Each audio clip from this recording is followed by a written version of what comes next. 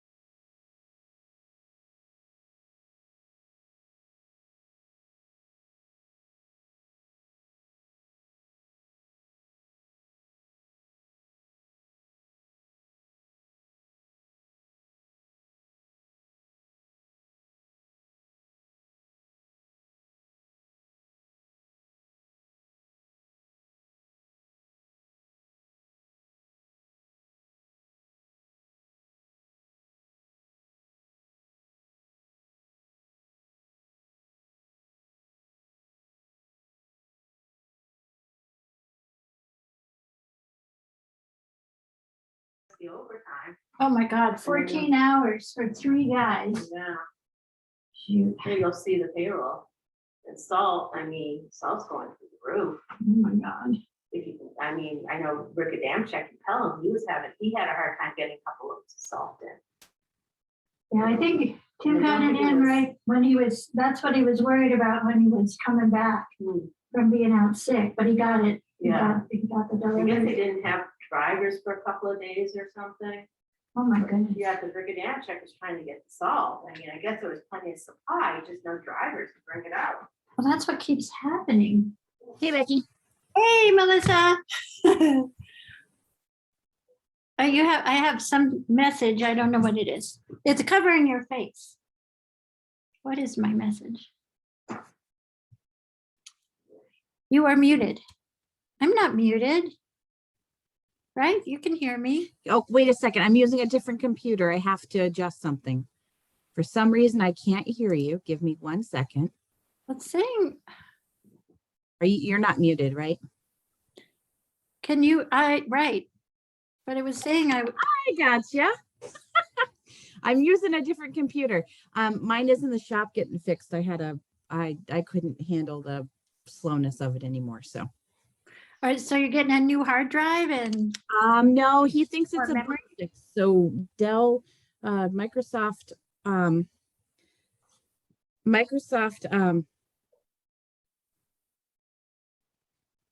Windows 10, I think is what's on it, had a bug where it does 100% disk use even when you're not using anything. oh my God. So I took it to Left Click in Amherst. And Yep. the guy was really, I mean, he was phenomenal. You know, the discussion we had, like for a tech person, he was able to, although I had researched it too. Yeah.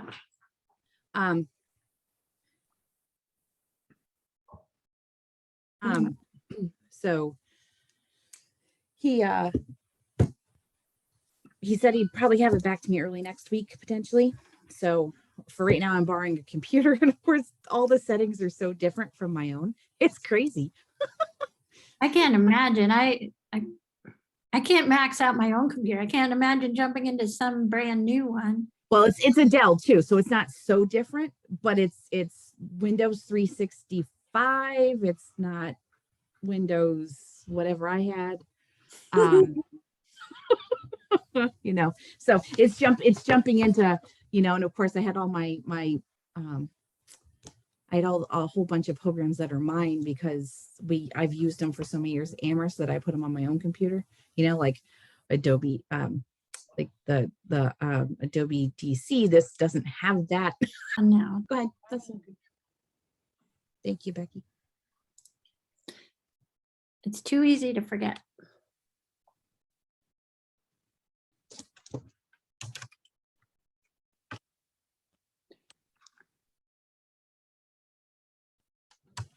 $4 hours. You know, they allotted 4 hours for the library meeting. Oh my goodness. Yeah. I may have to dual do it. I may have to.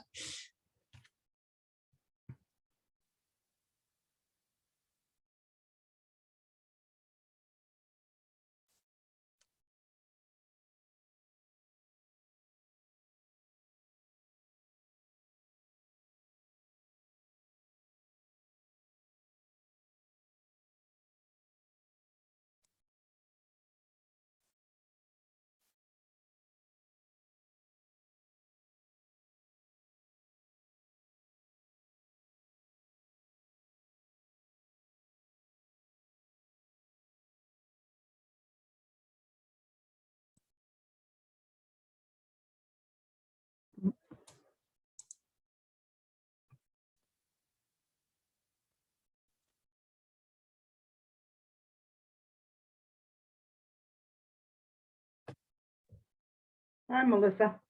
Hi, how are you? Hi, Becky. Can't quite see you. I'm just moving this over real quick and then I'll pop on. I can hear. Okay. There you are. Trying to dual do it. Susie, I'm going to apologize, and I'll apologize to the group ahead of time. My computer's in the shop and I'm using one that's not normally mine. So I may not be as efficient tonight. I think there's some kind of computer epidemic going on. Was it a Windows 10 by A chance? pandemic. Oh, it's really? Could be. Yeah, it's a bug in the operating system that can cause 100% usage without being anything used. So I've Oh. taken it to get it looked at and fixed. So, Mhm. but when you're not using your own computer and everything's where you have it, and the Absolutely. programs are all the same. So I'm throwing myself into actually learning Windows 365 tonight. Wow. Yeah. I'm not sure I like it so far. Yeah.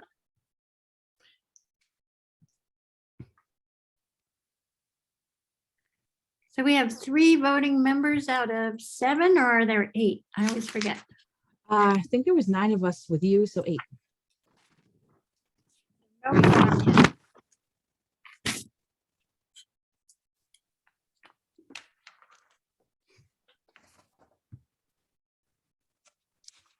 Oh, my goodness. Today. How is everybody doing with the melting snow and the rain? Yeah, Dave said it's really icy right now already. Yeah, just for that. Yep. They've canceled the Amherst schools already. Mhm, Really? Yeah, my mhm, sister texted me. mhm. Know how it can be icy because my thermometer says it's 38 degrees outside. It's a little bit of the snow icing it over when the rain hits the snow because Yeah, the water's hitting the ice. And Oh, I see. Yes, that will do it.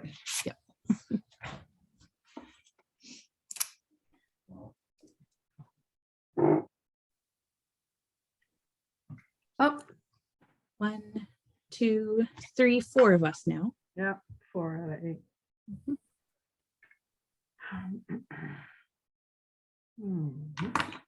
Oh, hi Nate, how you doing? Mhm. and 8. Now we have 5. You have 5. We have 5. KB All right. is on. All right. Oh, here comes more people. Becky, will you watch that for a Yeah, second? I'll take care of that. Thank you. All right. So it's 5:45 and we technically have a quorum. So I think we will call ourselves to order and hopefully more people will join us. Okay. Hello, everybody. All right, let's review the agenda. I'm going to apologize ahead of time. I am using a computer that's not mine, so please bear with me as I stumble quite a bit. So to review the agenda, we have public comment first, review the minutes of several of our meetings, update on the police study group survey, police study group report to the select board, other area police budgets, further discussion on the on-call model, and discussion of email to our group. Does anybody have anything that they would like to add that's unexpected, or is there a need to shift any of these among our committee? Okay, hearing none. Let's move on to public comment. Is there Mary Jo had her hand up. Oh, I'm sorry, Mary Jo. Thank you, Cheryl. I appreciate the help. Sorry, I was a little bit slow on the draw here. That's okay. I was just thinking that our household got our survey, and so we might want to put that. We have a on. survey update on the agenda already. Oh, great. Okay. Yep. We've got some information. Susie. I was getting ready for public comment. Are we ready? Okay. We are ready for public comment. Susie, do you have public comment? Yes, the last snowstorm, after we shoveled out down here, I got uptown to see how the town hall was doing. Seeing when I was a town clerk, it often relied on Becky or myself to do it, but the police department had shoveled out the front. I only had a little shoveling to do in the back, and that is not the first time the police department has helped in the shoveling. I would like to mention that the 2 previous chiefs did not really prioritize this. And so I appreciate this aspect of community policing. Thank you, Susie, very much. And thank you to the police department for helping out in that way. Jess. We can't hear you, Jeff. You must be muted. Sorry, better now. Yes. Just a few comments now. I assume that the last item on the agenda is the discussion of the letter I submitted a while back. Is that correct? Yes. Okay, so I won't talk about the letter right now. I have a couple of comments about Kristen. that Jeff, would this like isn't the to- format of this place. This isn't the format of the meeting to bring up any. vis-a-vis this process. Are they personal comments? As were in your email? They're comments relating to official actions. I mean, I don't know her to make personal comments. Then those you should be bringing to the select board, Jeff, not to the police study group.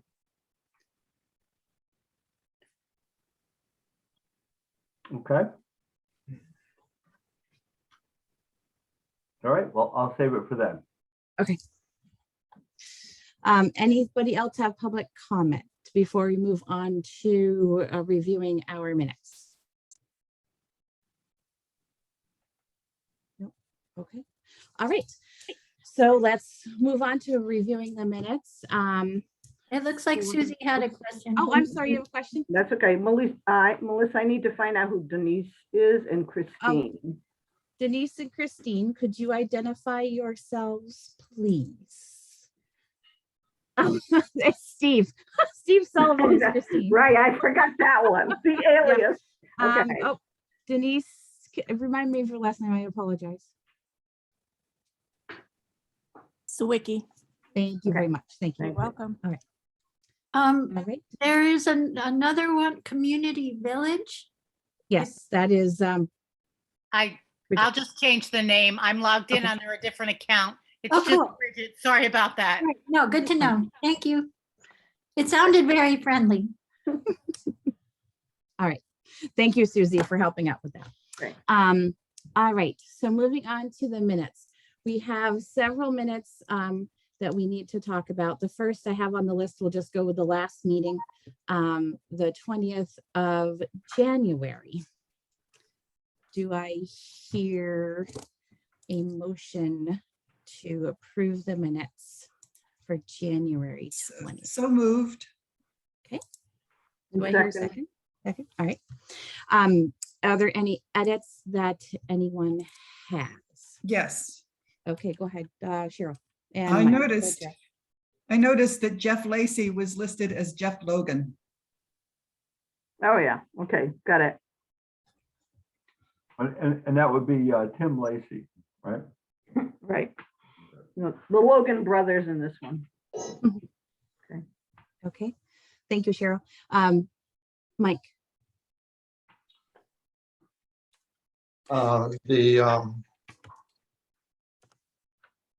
The approved the 1/7/17 minutes. I'm not sure what did we actually approve there? Or 1/6/17? They're approved. The group approved them. What's the date on those minutes? 1/6. Oh, not 17. 2022. Right, Oh, that was 1/6/22 was, Yes. yes, we didn't really have, or no, now I have to check. We had a short meeting on the 17th. I don't think I took minutes for that. That was for the survey. Yeah, that was just to approve the survey and get it out. Yeah. So, there were minutes, or you sent something out. Yes, you did send minutes. But be that as it may, at least, so January 6th, 22 were the minutes that we approved.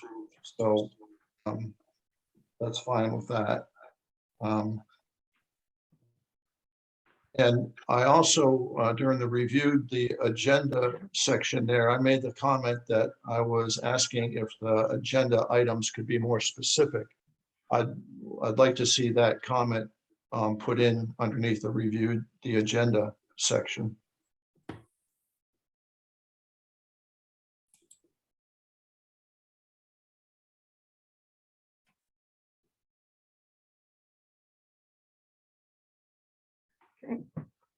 And then one last thing, that paragraph, it starts, what do we hope the data will show us? I'm not sure what that's in reference to. It's talks partly about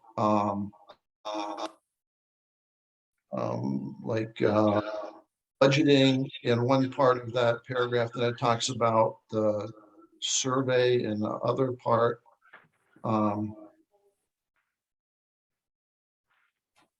And I'm not sure what that was all in reference to.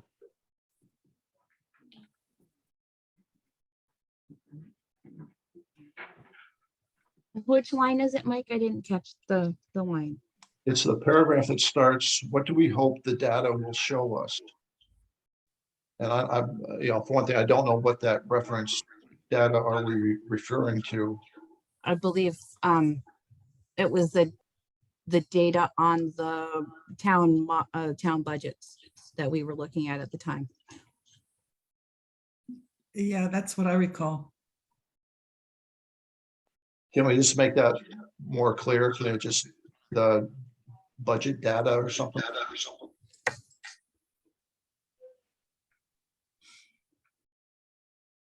Okay.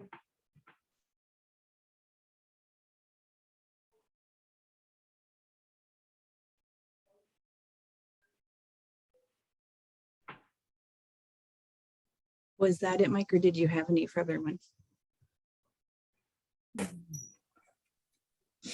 Well, then the sentence in there that starts, our town survey will give us information on the expectations of Shutesbury residents. Is that part of the budgeting reference then, or is that, or have we moved into a survey, some sort of a survey discussion or something like that? The sentence before that says, the data shows the budgets voted to meet their town expectations. And then the next sentence talking about our survey will give us information on the expectations of the Shutesbury residents. Right, and does that mean the expectations of Shutesbury residents regarding the budgets that we were talking about? The conversation at the time, I think, and what I remember from is we were talking about the budgets we were seeing. Part of the amounts that were voted in were to fulfill the expectations of those towns. And then we were talking at that point, the survey, we pulled the survey into that part of the discussion, saying, the information we'll have for our expectations of our residents will be on our survey. So it was kind of, the two are sort of connected in the way that we were seeing expectations on budgets, and we were bringing it to our survey will let us know what the expectations are of our residents. I don't think the two are exclusive comments of each other. I don't know if anybody else remembers that differently. Yep, that's how I remember it. That's why it's written that way. Okay, I found it rather confusing, but if that's, if you think people will find it straightforward, then that's fine. Those are the only comments I had. Okay. Is there anyone else who has any edits to our minutes for the January 20th? No? Okay. Not hearing any. All in favor of approving the minutes for January 20th? As amended, sorry. Let me go through, I'll go through who I see. Don't move any of your screens yet. Cheryl. Hayden, aye. Thank you. Susie. Ozier, aye. Mary Jo. Johnson, aye. Kristen. Burgess, aye. Mike. Vinsky, aye. And make peace O'Neill. I think I've caught everybody correct for the group. Okay. All right, let's move on to, we have listed on our agenda for December 9th and December 12th. Okay, We didn't have a meeting on December 12th. 23rd, I think you're referring to. December 9th and 23rd. December 23rd. 23rd. Okay. Do I hear a motion to approve the minutes for December 23rd? Oh, Susie, will you have a minute comment before we have? Yes, I wanted to make a different motion. Okay. There are, first of all, December 9th, quite a while ago. We clearly have disagreement about how to take the minutes and the information in the minutes. And Cheryl has provided, has a whole nother version of the minutes. So what I would like to do is make a motion that our committee recognize that there are two sets of minutes received for 12/9/21, and that we will file them both. We don't have to go through a process of approving them or arguing about them. Okay, do I hear a second to Susie's motion? I second Second. that. Okay.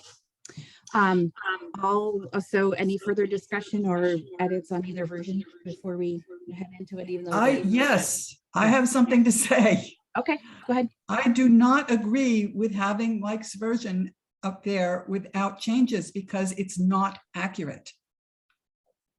He has me saying things there that I did not say. Okay. Kristen? Just if anyone has somebody else in the room with them with another laptop or computer and they're listening, maybe somebody could lower the volume because I don't know about anybody else, but I'm getting feedback. Yeah. It could be someone's headphones aren't pushed in all the way either, so they're getting some on their speakers and their headset. So if you have a headset on, just push it in a little more and see if that helps.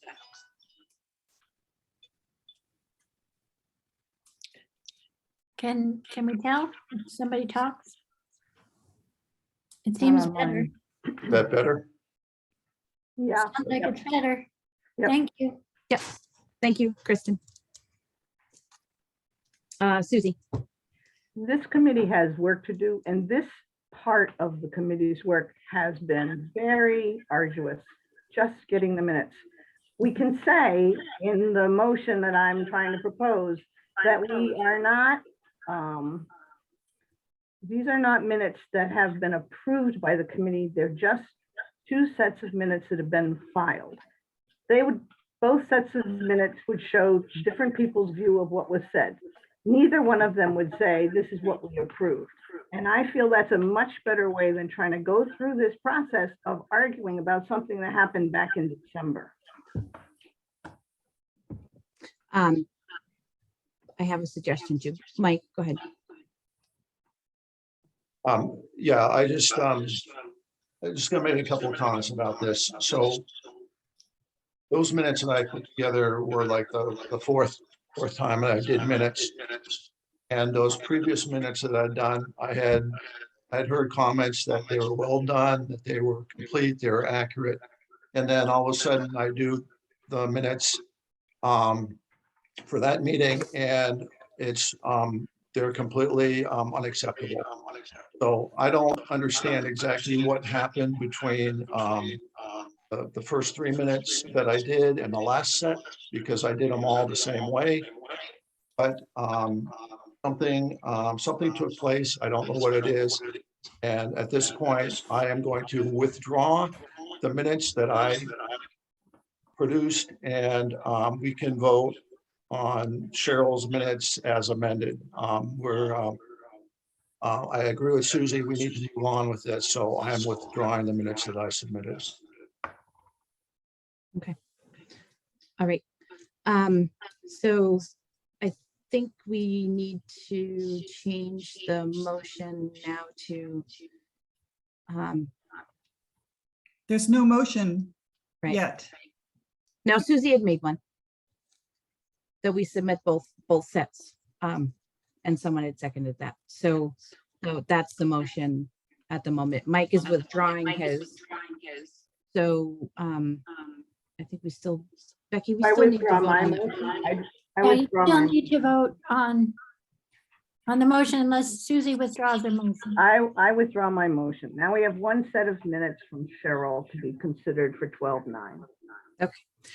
Do I hear a motion to approve or submit the minutes from 12/9? So moved. A second? Second. Thank you, Mary Jo. Any comments or edits on Cheryl's version of the minutes? I know there was some red, Cheryl, if you could make that all black type. Okay, yeah, I'll just go through and accept the changes. I left it so that you could see what changes I made. Oh, no, yeah, I understand. Yep, And I would just make a suggestion on that, the name on it be submitted by Cheryl, that removes my name from being the submitting person. well, Mike, I mean, I certainly don't disagree with that, but you're the one who wrote the minutes in the first place and I edited them. So why don't we say submitted by Mike and edited by Cheryl? I think that works. No, I'm not going to agree to that. Why don't we do this? Why don't we just say, Cheryl, why don't you just say edited by Cheryl? Okay,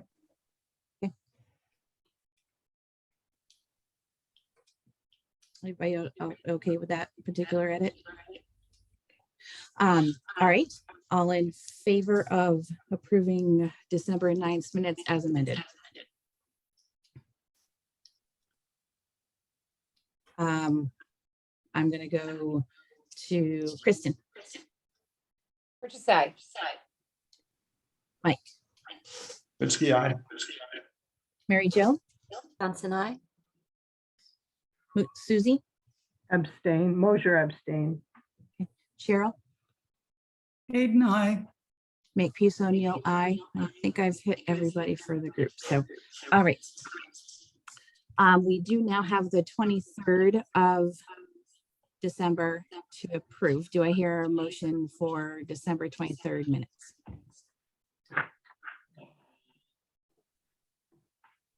I have a question. So there's two versions of that. Which one are we going to The be? 23rd? Yes.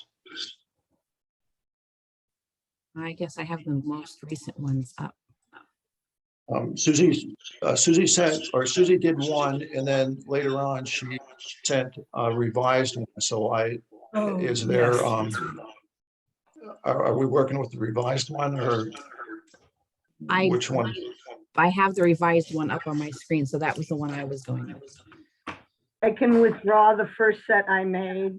People talked about the format needing to be changed, so I'm submitting the redrafted format. It did not attribute to every I didn't put the attributions in. So why don't we have a motion to approve the redrafted minutes for December 23rd? So moved. Do I have a second? Second. Thank you, Mary Jo. Any edits or suggestions? I just have one. I thought Susie, I thought the minutes you did the first time were a better summary of what was actually taking place. And I thought those are great minutes. I'm not that particularly fond of your revision. I don't think it's as clear as your first one was. I just want to make that comment.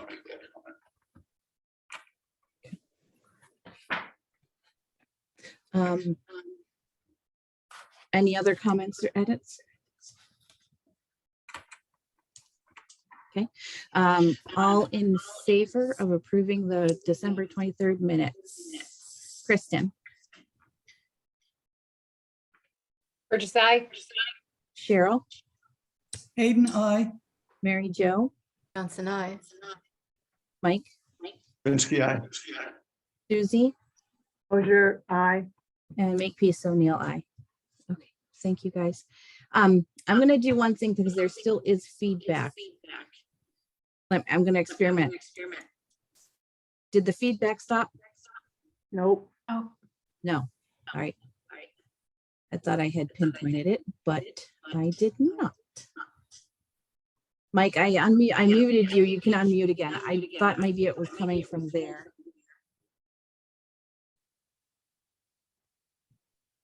But I don't think so. Okay. hello, hello. I think there's a speaker on somewhere and it's picking up the speaker of another computer nearby that might be playing it. All right. We'll move on. I think that's all the minutes that we had, correct? Yes. Okay. Yes. All right. So moving on to the update of the survey. So there was a bit of a complication with the survey. I'm sure that you have received copies, and it was not as intended, as we had intended with 2 surveys per mailer. So it only ended up with 1 survey per mailer. I didn't notice this until they had gone out. I looked at one of the extras he had given me. I noticed 1 survey. The direct mailing company has taken responsibility for not putting the second one in there. My emails to him and conversations referred to the 2 surveys multiple times. My documents I sent him included the 2 surveys, and when he saw the 2, he took out 1 and proceeded to print it. So with our best intentions, it has turned into 1 survey. So as soon as I found this out, I talked with Becky, and he has taken, like I said, full responsibility and has worked really well with us to get another mailer out to the group with the second survey in it, an apology letter that Becky and I put together explaining why the second one was showing up in the mailboxes, and those should be ready tomorrow. My husband's going to go grab them so we can get them in the mail in here in town on Saturday morning, so people have them by Monday. He is paying the postage on the second mailer, and we'll pay the printing because we would have printed those pages anyway had we had the mailer done in the way that we had set forth. Does anyone have questions or anything like that? Do you think we should, sorry. No, Do you think we should extend the deadline because people are getting the survey later? I think if we get it by Monday, it'll be the 5th. There'll still be almost 9 days for people to get it back. I mean, if it's Saturday, it'll be 9 days for them to get it back. If we decide maybe we do, I'm sorry, went back up.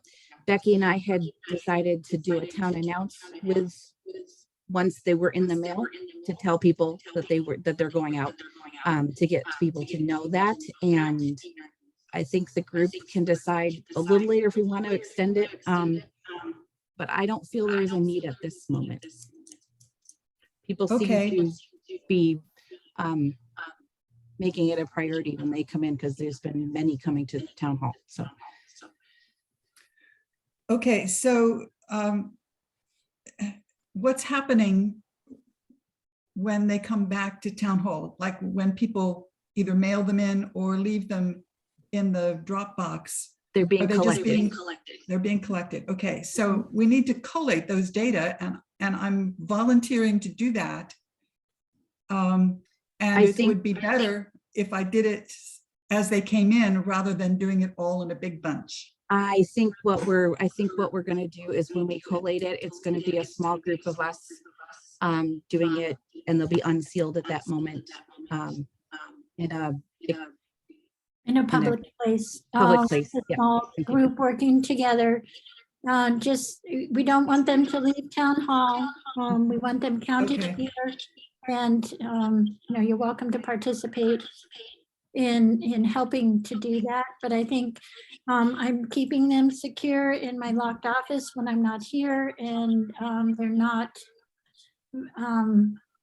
they're secure, and the people that empty the box bring them directly to me when they come in or lock them up. So we're making sure to manage all of them. Okay, but we still need to get the results into a spreadsheet. Yep, and we will do that typical to an election night. We will tabulate them all and record them on a spreadsheet. Okay, I've got the spreadsheet started with the questions and the answers sort of as a draft. Or at least a starting point, thought point for that. So we'll have to decide on a meeting where we can have a small, who wants to be part of that, of this group, and then who wants, and then and as we sit around and do it as a group. Okay. Susie. I think that would also be an opportunity for other people in the community to help with the collation of the data. It doesn't have to be just people on our committee. It might not be many of us. It's a good suggestion. One thing I didn't mention is each survey did go out with a number on it, so they all were numbered as we had attended. So that part made it. The second survey didn't, unfortunately. And when he removed one survey, the question 7 became 2 questions 7, 6 and 7 became 7 and 7. So when we collate the data, we'll have to do 7.1, 7.2 for those 2 questions. But again, he was apologetic and he's getting this done as quickly as he can for us to put back out into the community. Yes, Mike. Do you have a total cost on sending the survey out? I don't yet because he hasn't added the printing of this second set in yet. But when we do, I'll bring it to the committee so we'll know. Or Becky will. I think Becky was the one that will receive it in some way. Any other questions on the update of the survey? Okay. All right. The police study group report to the select board. So I have put together, and I didn't email this out. I do apologize. I'm working again with a computer that's not mine. I put together a very basic draft using our charge as a thinking about our report, and I can pop it up on my screen. Just give me one moment. Let me know if everybody can see this because I can't see it with you guys. We can see. Okay. All right. I'm going to make you guys larger real quick. I can see you all. All right. So this was just a very quick draft outlining using our charge as just a basis to start with. I can send it around. People can look at it. It was the questions that we were asked in the charge as the start of the thinking about how we might want to report this. Does anybody have any thoughts? I know this is not something we've seen. Let me see, editing. So any thoughts? Mike, go ahead. Yeah, not having a chance to read through this completely, but yeah, I'll send it out. I know that I have worked on one of these charges, which was to do a review of what we've learned from a shared chief attempts to do a shared chief over the years. And I have, quite a bit of information and data that I would like to see included in this somehow. And I don't know if it just means adding the document that I produced to, this sort of cover letter or something like that. But I would, I would like to see the work that I've done included in this somehow. Just writing a note real quick. I think that's true of all of the work that's been done by the people in this group. For instance, I think that the work that Kristen and I did should be included as an appendix also. Yeah. Oh, I think everything that we've looked at should at least be in the appendix, at the very least, all the documents that we've done. So go ahead, Becky. I think Mary Jo was first, sorry. Oh, I'm sorry, Mary Jo, go ahead. Oh, hi. The initial paragraph before the questions on the chart talked about our need to describe what community policing is, and more specifically, what that means for Shutesbury. And it seems like that might be a nice way to start out. Okay.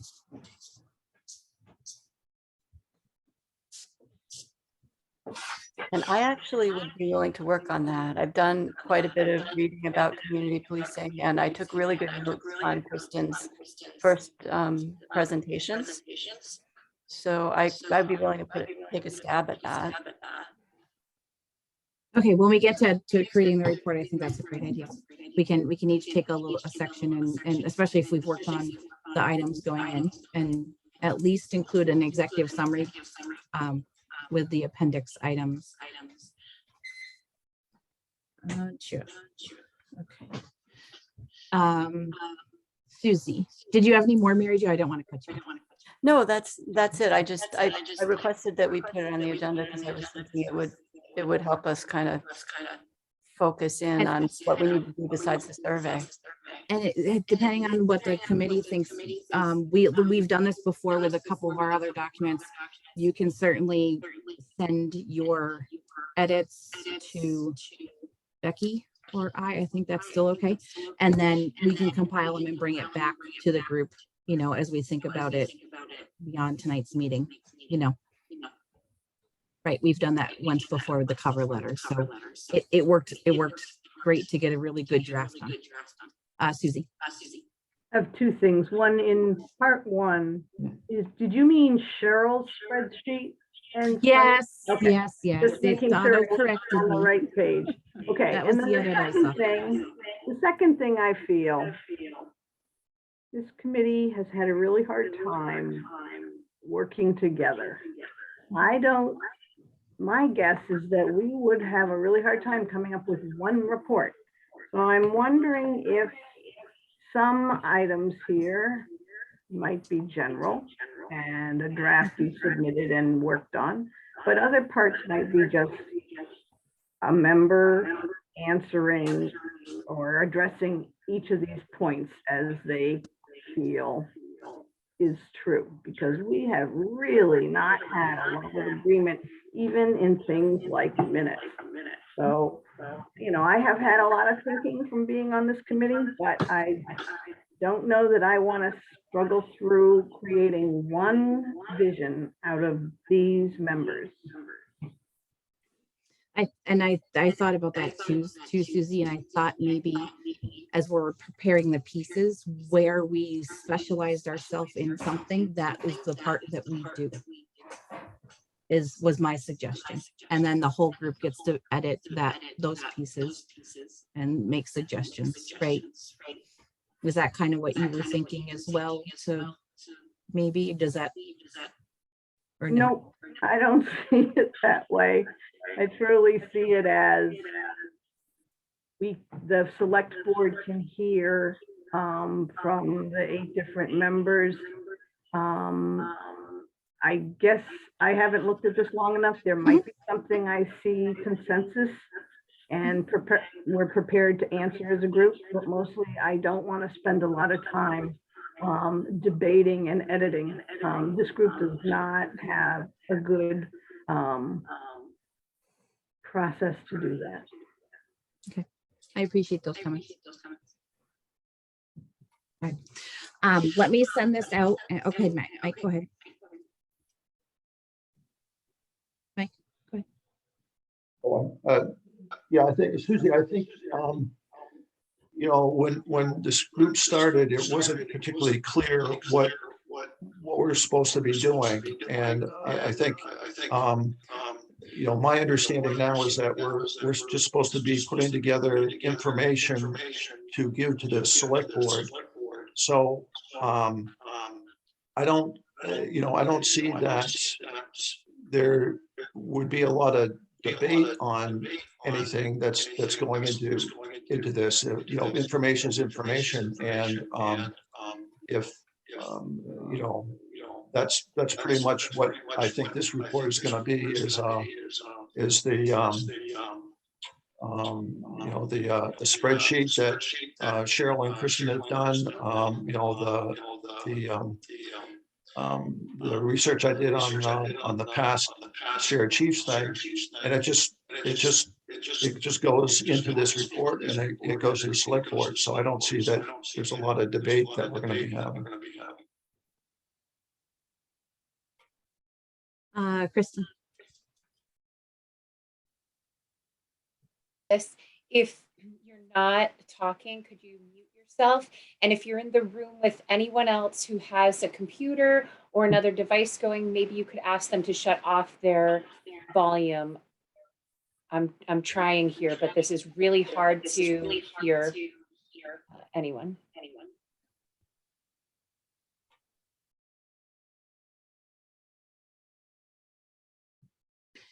I don't hear it now. We should all unmute one at a time. Okay. Yeah. That's a good idea.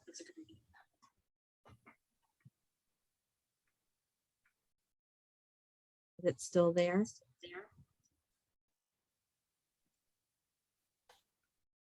Let me mute Becky. myself. Becky, it's Jim Hemingway. I believe the problem's coming from Cheryl. You might ask her to mute her system. It is, and as Kristen said, it's very, very hard to listen to you folks with this echo delay going on. I just unmuted myself. Did that fix it? Let me try. Go ahead, Cheryl, unmute yourself. Give me 1 second. I'm going to do a test. Test. Go ahead, Cheryl, unmute yourself. Test. Is the echo back? Yeah.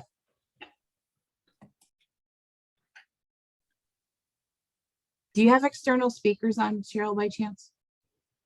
No? Okay. All right. I have no external speakers, and my microphone is turned way down.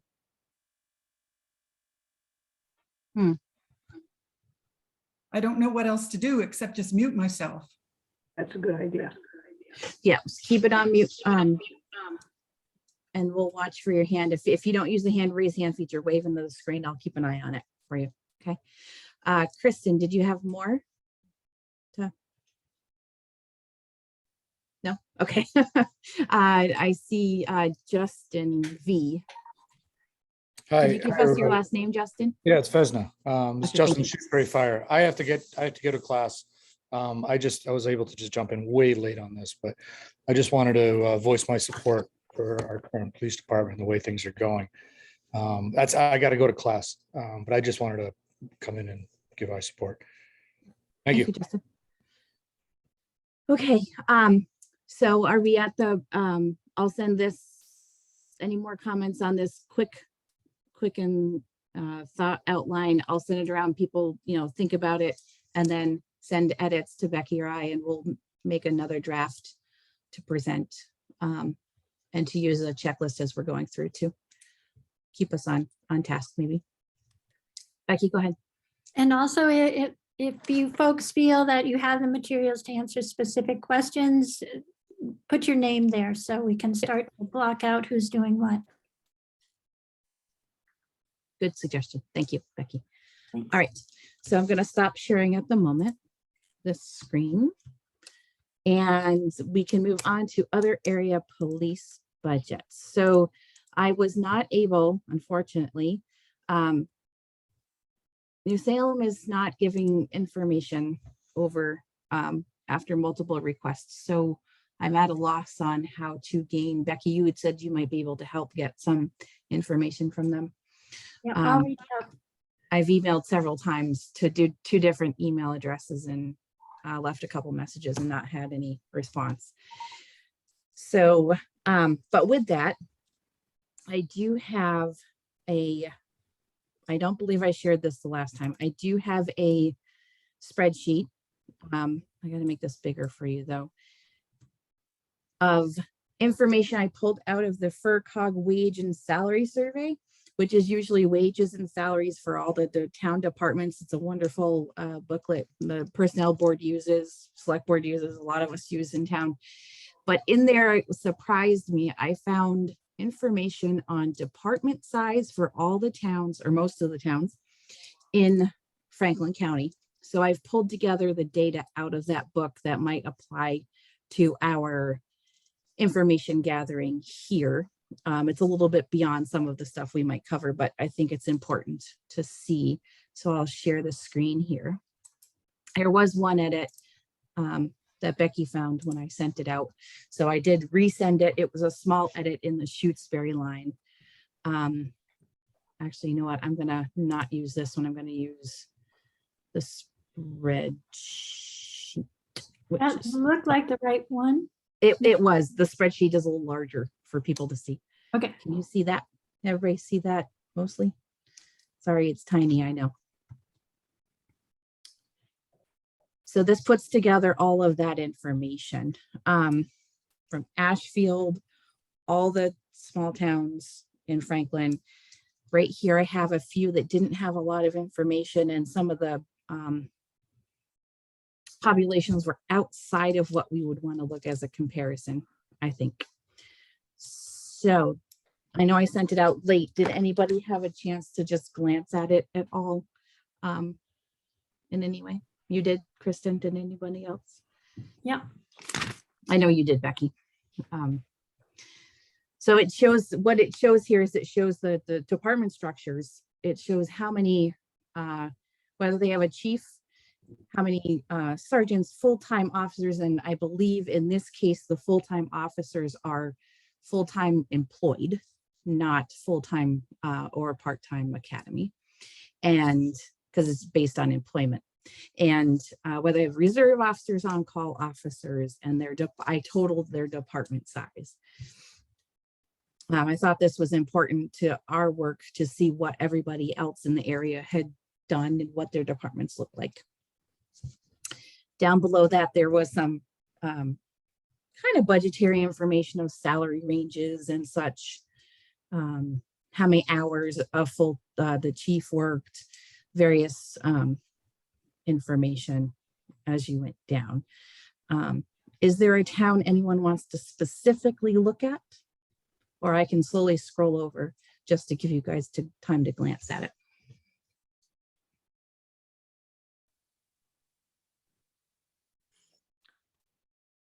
I did add the population and the square miles of the town too. Susie. Did you notice anything? I did. I noticed a couple of things. Yeah, what you probably have some observations you can share. Yep. So some of my observations, well, one of them was I hadn't really looked at all the Franklin County towns in population and square miles, and they differ in some interesting ways. The one thing I did notice is that the majority of the departments have a chief structure to them. And they do all have a fairly large departments across the county. That was the two things that jumped out at me. They have a variety of uses of full-time officers, part-time and reserve officers. There are a few that have a part-time chief. A lot of them have a full-time chief. So those were a couple of the pictures that popped out as I was, entering it.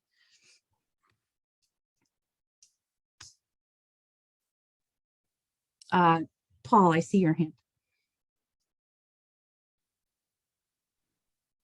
Hey, did you put this? I'm looking to see if you put this spreadsheet up on the website, or if you can make it available for.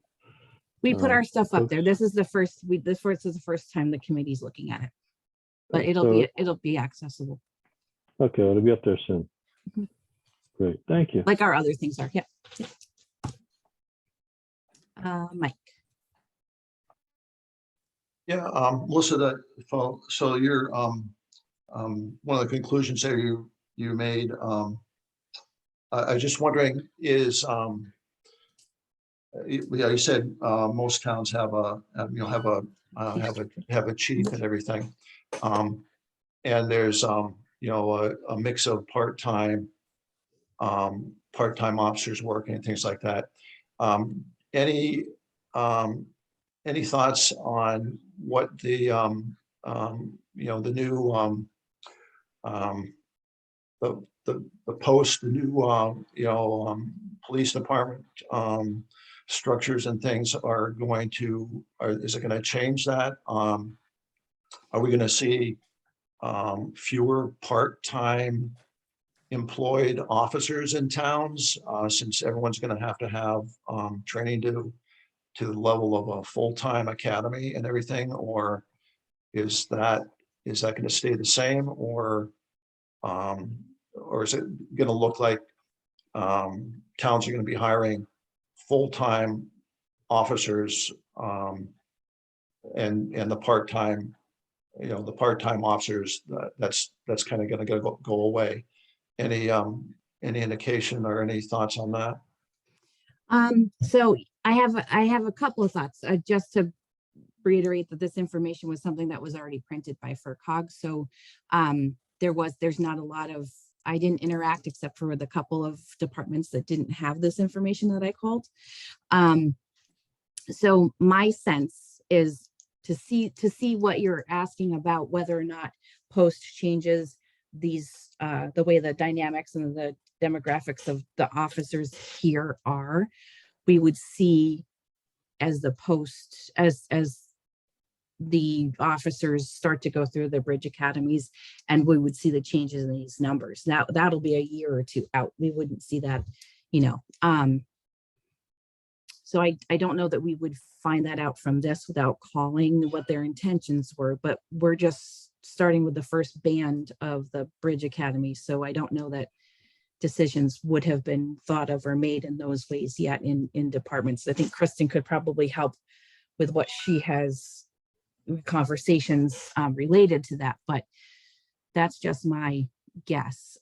This is static information that was already in a report. I just pulled the data out just so we can see the pictures of what these departments look like as we're talking. As you can imagine, Wendell had no information because it said that they were in negotiations with Leverett. And then, so I'm not sure I can answer the questions based on this because it wasn't calling each town and asking the questions. It was from a document collected from somebody else and just pulling data out. But those are good questions that maybe we ask as we go along. If we reach out to communities, maybe we ask that. I know that didn't give you much information. Could I we do ask, see Cheryl and Becky. Go ahead. could we ask Kristen to answer that question? Kristen, do you have any sense? I think we're confusing full-time with full-time trained again. And, once the person is full-time trained, they'll be able to work as part-time officers. Yeah, this is just the, Okay. this is just the employment hours, not the, not the designation of training, I guess. Right. So with the post commission and the statute that the officers in the Commonwealth are to be brought up to the same training, that doesn't mean that necessarily that people are looking to change the structures of departments. In fact, in the chiefs meetings that I attend regularly and once a month, I'm not hearing that at all. And I'm not hearing it from a lot of the officers that I'm networking with across not only Franklin County, but across the Commonwealth. There are plenty of officers, the 12,000, in fact, throughout the Commonwealth of Massachusetts that are part-time, that there's a great majority of them that still want to work part-time, even though they will be certified as full-time officers, hopefully certified as full-time officers in the time frame that we have been given to do that. So I think to speculate on the strategies of each department, I think, like Melissa said, we're going to have to ask them each individually. But I can tell you that from what I'm hearing, the structures of the departments will need to remain the same.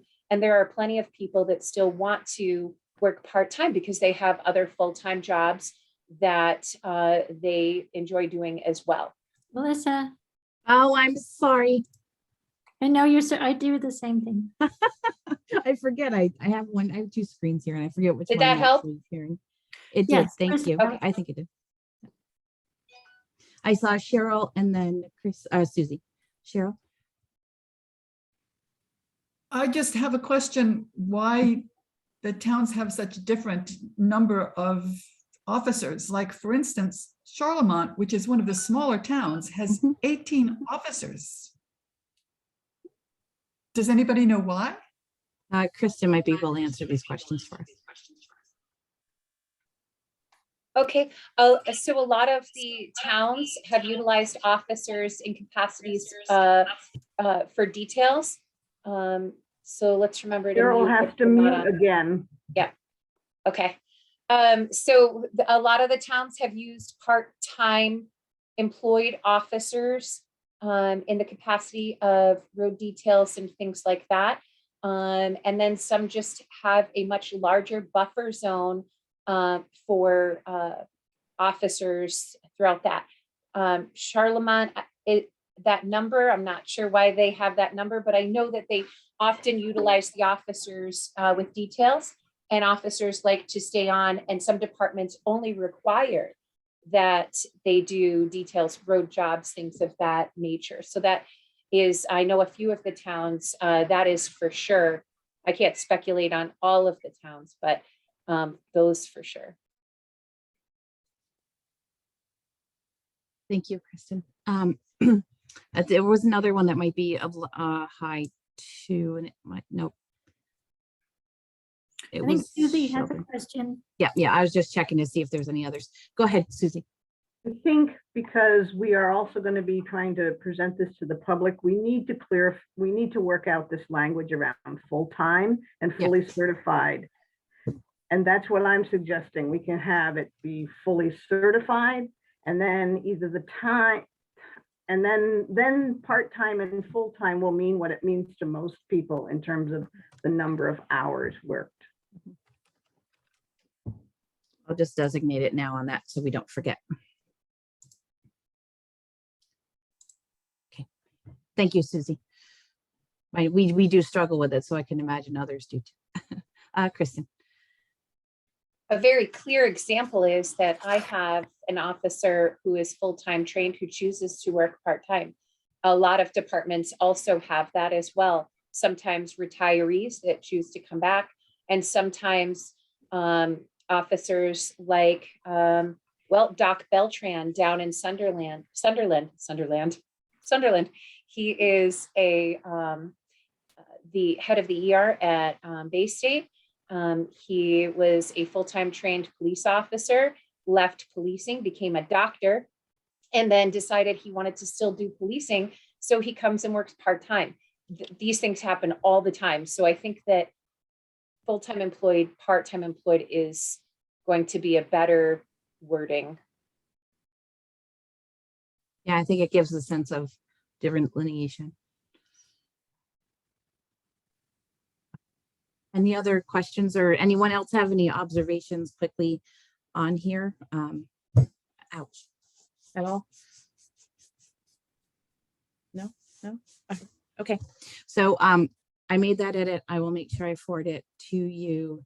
If any of you have any other, I'll go down and make sure I do it through the whole thing.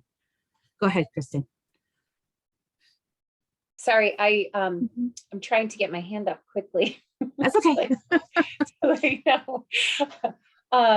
So I did notice a couple of things. Yep. I noticed that our square mileage is up there with, we're on the higher side with some,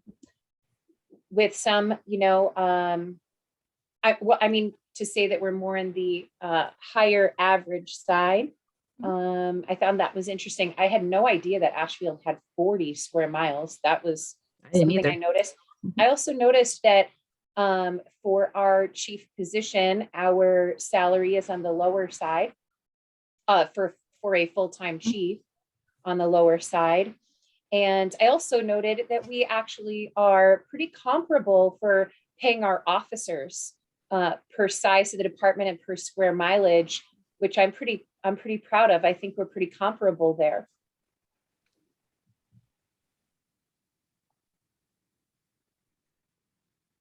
Those are great observations. I hadn't thought of the square mileage piece. Wasn't something that I had.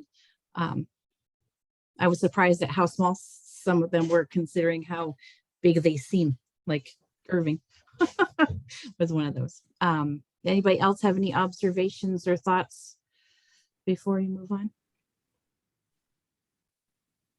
Kristen, your hand's still up. Did you have more? Okay. All right. Becky does. Becky, did you have any observations? I was just going to mention part of the reason our chief salary is lower is our last hiring was with somebody with no prior experience. The outgoing chief's salary was more in line with Leverett's at the time he retired. So I think longevity does play into, the length of service does have some impact on those numbers. That was one thing I got curious about as I was putting numbers together, was how long had some of the chiefs been in their positions. It was just a curiosity, not really necessarily something that you'd be able to delineate from the report I used, but I was curious, Yeah, and I'm not sure, Melissa, if we do have an acting chief, but she's not being compensated at the old chief's salary line. It was just to delineate that our chief was an acting chief. Yeah, but I think it gives the impression she's being paid that amount. I can easily put it somewhere else. I'm not sure how to. So I will adjust that. I'll figure out a place to put it. Oops. To delineate it somehow. I'll just highlight it. I'll change that. Okay.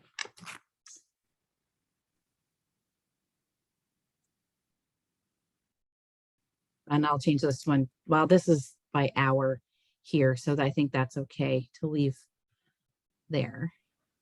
But yeah, I'll figure that out. I'll arrange it somehow. Okay. Thank you. Making a note now. Okay, anybody else want any more information about this particular piece before we move on? Shake your head, jump up and down. Okay. So the next thing is further discussion on, let me stop sharing. Further discussion on the on-call model.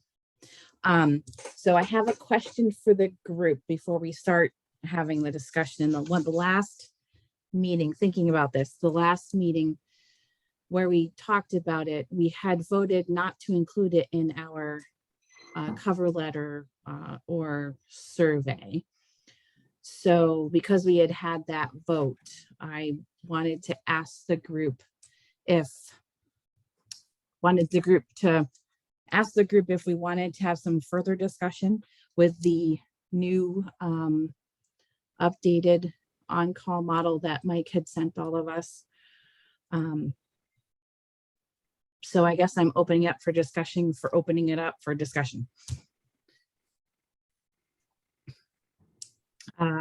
Mike and then Kristen.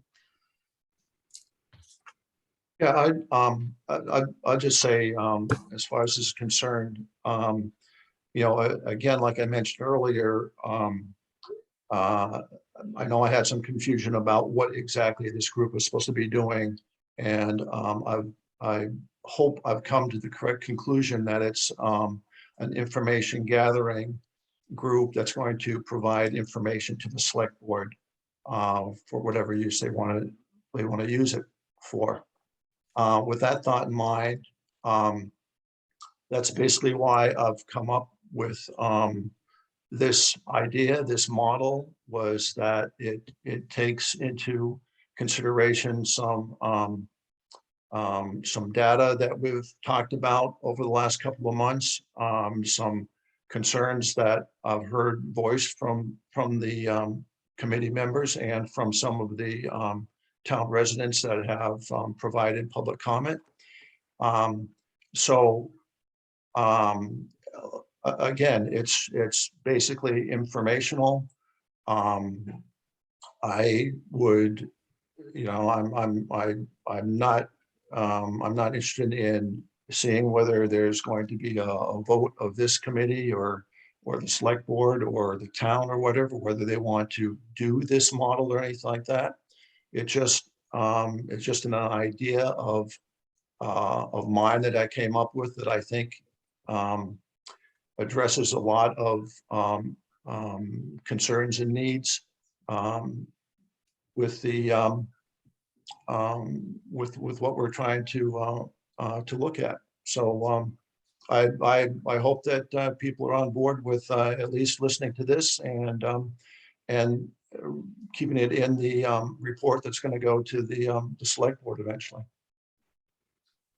Kristen and then Susie. Okay. Respectfully, so much work has been done on this, and I was able to read through it, and I am not trying to sound disrespectful in any way, except to say that we have a lot of models that we have discussed in this committee, and the committee has chosen to not describe or figure out those models for the select board. We have a MSP response model where there's a lot of flaws with that, but we didn't design it and we didn't bring it forth with all the, this is what would happen and this is what would happen. We have a contract for services. We did not, formulate a plan to submit in regards to that. We have, a shared chief. We have not formulated a plan in this manner to bring that forward either. There's plenty of ideas out there. I think that, our job is not to formulate the plan and figure this out for the select board, but merely to come up with different ideas and suggestions. Okay, Susie. Okay, I think this Mike's plan, I have some perspectives on certain parts. I'm not trying to work it out, and I don't think I'm not sure that he's asking us to work it out. But just like we went through some pros and cons for other things, I have some pros and cons for this one. So I will share them now. I feel like this. Susie, wait a second, Susie, before you share the pros and cons. I want the group to decide if we want to bring this for discussion. Oh, okay, I'm sorry. Yeah. Yep. But I appreciate your excitement in sharing. Mike. Yeah, I'm Christian, I'm confused on what you're trying to say. So, I mean, this isn't a full-blown plan to put into place or anything like that. I mean, there's lots of aspects of this that if it were going to go into some sort of a planning mode, it would need to be fleshed out and everything. It's basically an idea, and with some detail into it as far as how that idea might be implemented. But I'm not quite sure if you're saying that it's too detailed an idea or a plan or something like that. I'm not quite sure what you were getting at. Just recognizing that we have not come into any close to detail for any of the other ideas as this is. And I didn't think that we were going to be doing that. And I was just recognizing that, that's all. But I can recognize that you did quite a bit of work here. Well, I and correct me if I'm wrong, Melissa, but I thought we were going to be looking more in depth at the fee for service or the the shared police chief and everything. I'm, personally, I don't think we've even started to talk about any of those. That was part of that was something I wanted to kind of close the meeting on was looking at the charge, there's a direct charge for us to look at 2 models from the select board, and that was the shared chief, and the contract for services is named by name in that. So we should go through that a little bit in more detail, since that was asked for in the charge. So yes, so we will be looking at that in the next, a plan for looking at those a little more specifically. Mary Jo, Susie, and Paul. So my thoughts generally are that it would be good to include diverse ideas in our report. I think we're a very diverse group, and we're going to need to do that, particularly if our primary goal is to provide information. That said, in looking at Mike's plan, I have 2 big questions. The first one, is it legal? And the second, is it tested? And I think Hold on to those, Mary Jo, to see if we haven't decided if we're going to go into more depth discussion. So hold on to those 2 questions. Okay, I'm just saying that those are 2 things that I would want to know in order to further discuss it. Okay. I understand that. I don't know that we know the answer to that question about legality at this particular moment.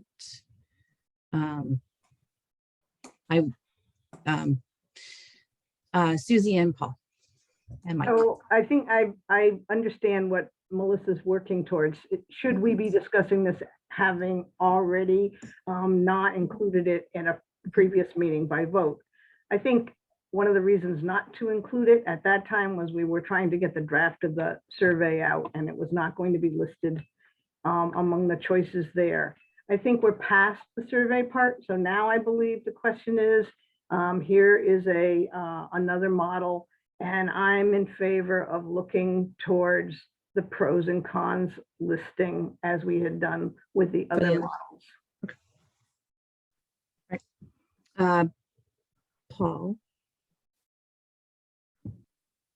Hi, same question as I had before. I appreciated that FERCog document and would love to be able to download a copy of myself to be able to look at it, when it's not shared on a screen and I can't see everything that I'm interested in. But also, we hadn't shared it yet. This plan now, Mike's plan, has that been shared anywhere that the public can see it? Because I'm sitting there wondering, I'm looking at your website and plan, we're going to download the plan that you're talking about. Because those of us who don't have a copy of it, I have no clue what you're talking about Mike's plan is. So if it isn't shared, please share it. And if it is shared, please show me where on the website. I don't believe it's shared yet because we hadn't discussed it in any length or depth yet. So I do appreciate you bringing the comment though, Paul. Mike. Yeah, I just want to ask, guys, I was concerned about violating any open meeting laws, and I had sent this document to Becky to send to the group, Monday night, and it seemed to me it didn't get sent. So I'm just wondering, I sent it directly to everybody today? Did everyone get it today, or has the group been able to look at this with any reasonable amount of time or anything like that? That's a good question. Can anybody answer it for themselves? I know I had moments to look at it. And the way you did it, Mike, saying that this is the document, you didn't violate open meeting at that point, right? There's no real opinion in the email. You just said, here's the document for discussion. So that's perfectly fine to send to a group. Right, Becky? I remember. Yeah, and I apologize. I thought Melissa sent it out because she also sent it to the group. So I swooped in, yeah. Yeah, so we get confused on who was doing what. I just want to make sure that people had time to look at it. I mean, we're going to get to the point where either it's going to be discussed or it's not. And I just hope that people have had a chance to look at it and, thought about it a little bit at least. That's all. Okay. So I'm kind of feeling that some people feel that we should potentially open the discussion for at least the pros and cons that we did with the other options. And there's a couple of questions that we may want to answer about that. So do I hear a motion from the group to open it for discussion for the pros and cons and to answer a few of the questions? And then do I hear a motion? I don't hear a motion. I haven't. So I see moved. heads, but I don't. So move to open this discussion. Do I on hear this a plan. Do I hear a second? I'll second it. So let's vote. Any other comments before we vote? No? Okay.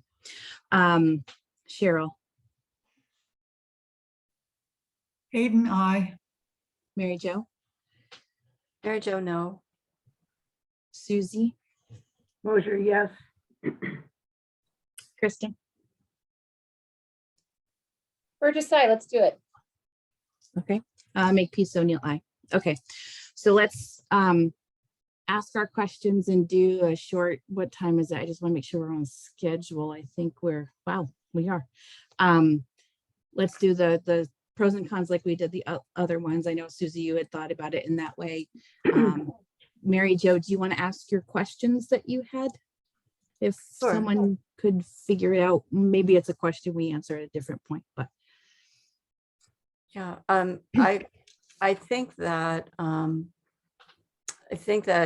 what I remember it being said was that we needed to have a chief if we were going to have a department as a town. And I don't know if that's a legal requirement or not. My other concerns relate to how you pay on-call time. And there are different types of on-call time from what I understand. I just am questioning whether you could work out a system like that with people on call and be able to pay them fairly according to the Fair Labor Standards Act. And the other question I have relates to what police culture is and what police officers expect. And the one thing I would say that this, the way that this structure differs from the other ones that we've discussed is that the other ones that we've discussed have been implemented and used in various towns all over the country.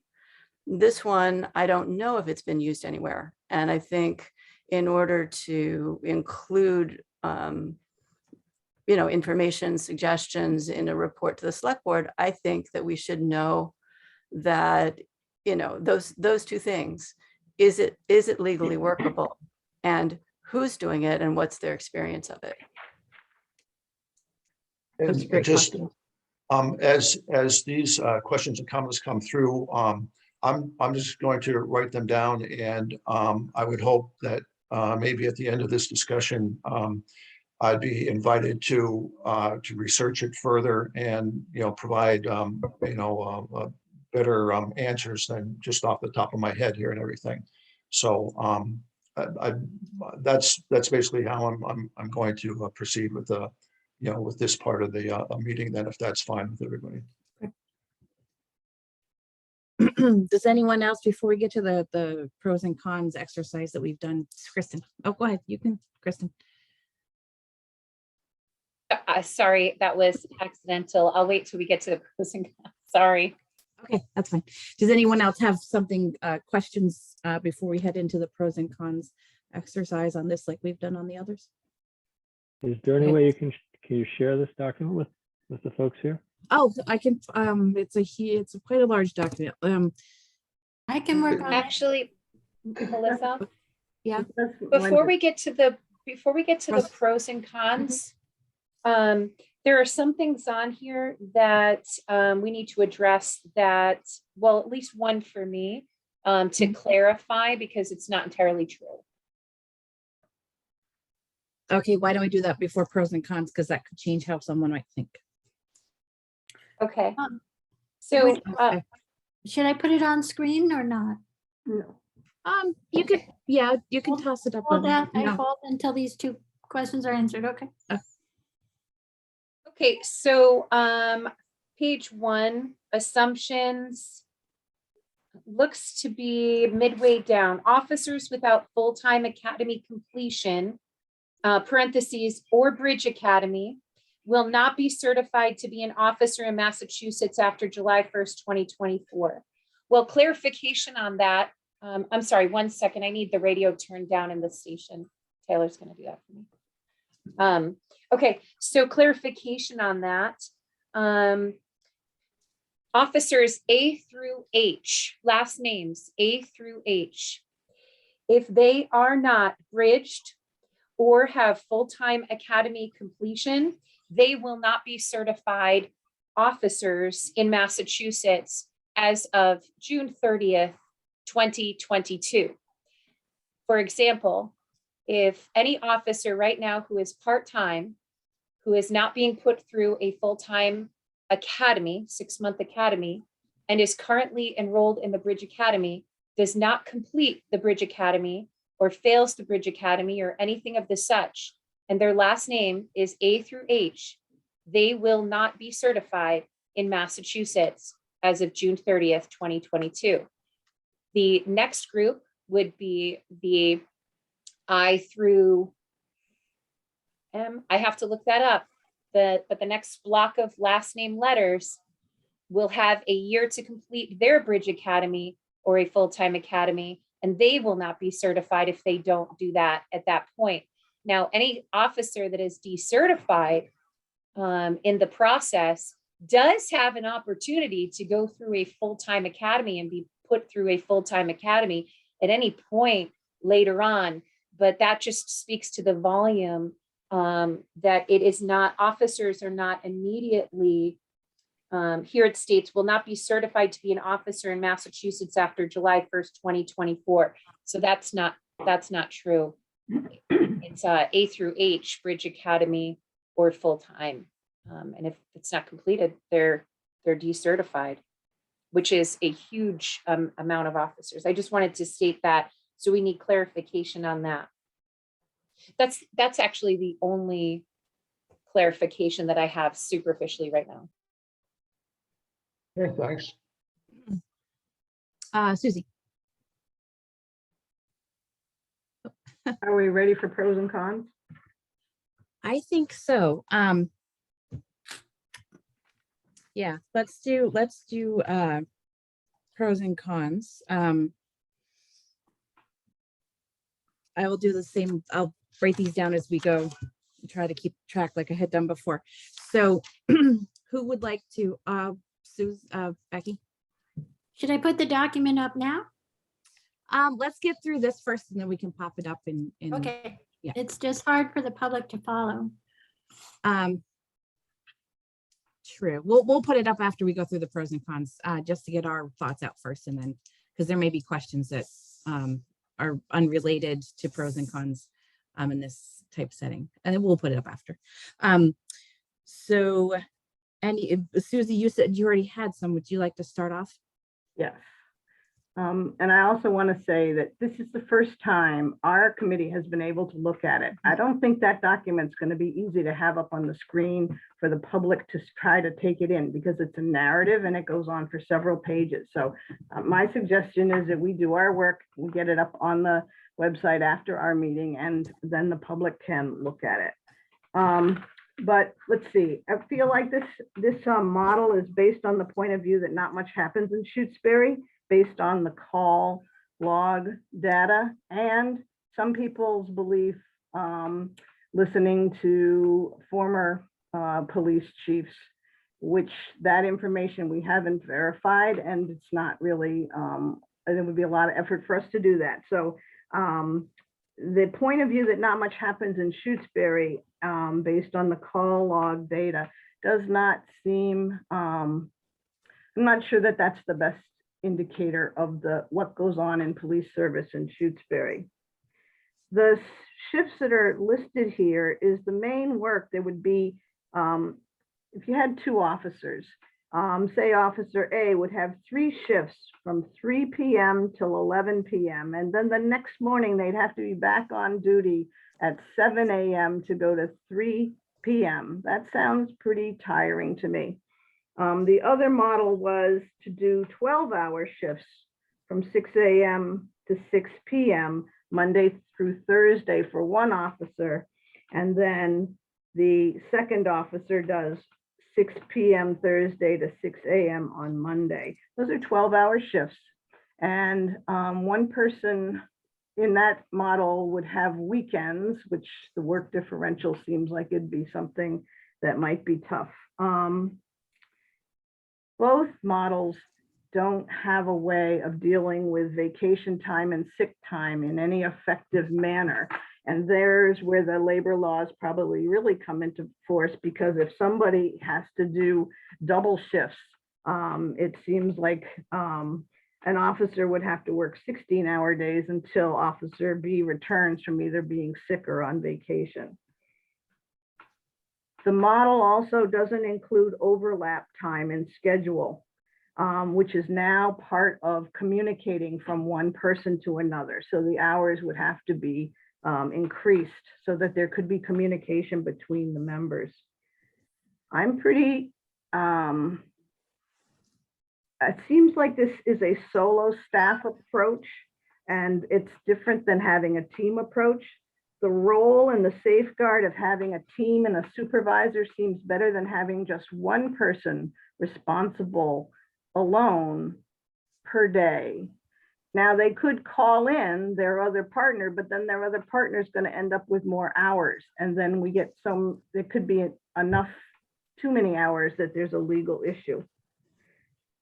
Currently, Shutesbury is part of a mutual aid agreement, which means you have this one person in town, which would also need to respond to mutual aid events outside of town. Now I was thinking about requiring an officer to live in Shutesbury. What this model looks for is a settle down in town. It sees this as becoming part of the town fabric. Well, I imagine that person may or may not have a family or choose to have a family in the time that they're here. And I don't know that this job schedule would be a good model for having family life, where you are on call and you are doing these shifts that are 8 hours. You go to sleep, you get up and go back to work at 7 in the morning for another 8 hours.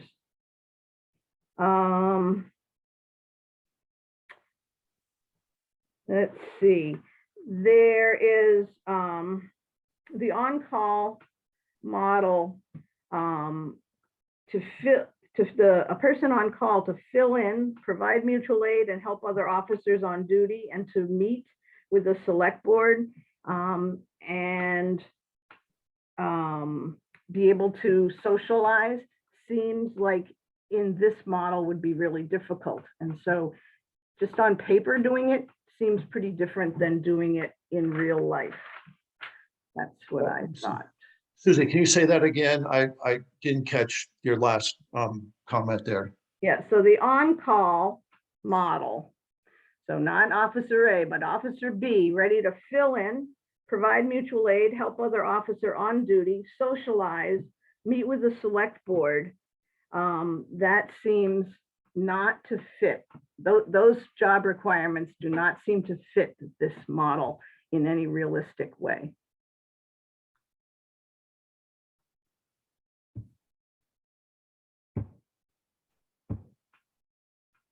Thank you, Susie. When you said that, I was thinking it has almost no work-life balance. So there'd be no work-life balance for the individuals if it was 2 officers. I'm sorry, Melissa, you said no work-life Work-life. balance. So there'd be no balance of, work and personal life if there was 2 officers, as it's written. So I see Kristen's hand. Okay, I'm gonna just hit the highlights of what I have here. One, I believe that this model will create incredible burnout with officers in an already incredibly stressful job. I think that having sole responsibility each time will create burnout. I would then want to talk about 2 officers, equal status, no chief. And I just want to say that absolute power corrupts absolutely. It is imperative that in a position, particularly of policing, there needs to be a command, there needs to be a hierarchy, and there needs to be, you need to be, have someone to answer to. We also have the, sorry? No, that I just dropped something. We already have the, we also have the post commission that is making departments follow policy. And in those policies, it states that particularly in the use of force policy, if an officer is involved in a use of force incident, that they must immediately report to their command staff. So I see an absolute problem with that. Each officer is required to live in the town of Shutesbury. I've looked on Trulia, Zillow, and Realtor.com today. There are 2 houses that I can choose from, 2 beautiful houses. One is $369,900, and one is $880,000. So I only have 2 to choose from, and as I see it right now, barely one to afford. And so I'm just thinking that there might be a problem with that, particularly if somebody's life doesn't allow for them to spend that much money on housing. A couple more, I promise, sorry.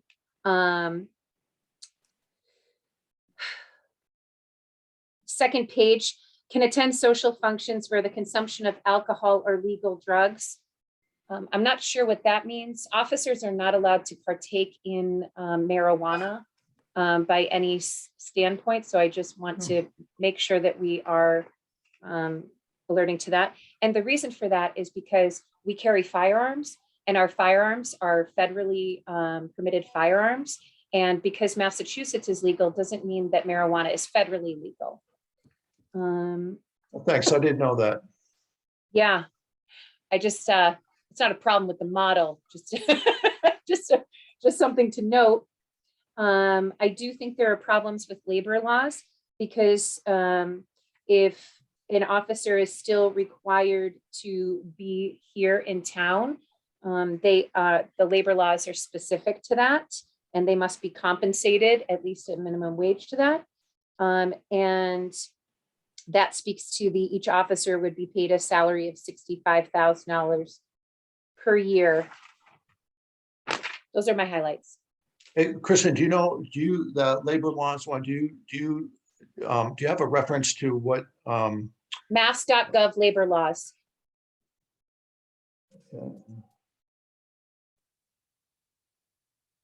Further something to, oh, go ahead, Kristen. I won't. Sorry, Mike, when I looked up the labor laws, I typed in mass.gov labor laws. It brought me to the Massachusetts webpage itself, the mass.gov webpage. And then I was able to read the requirements for an on-call status employee.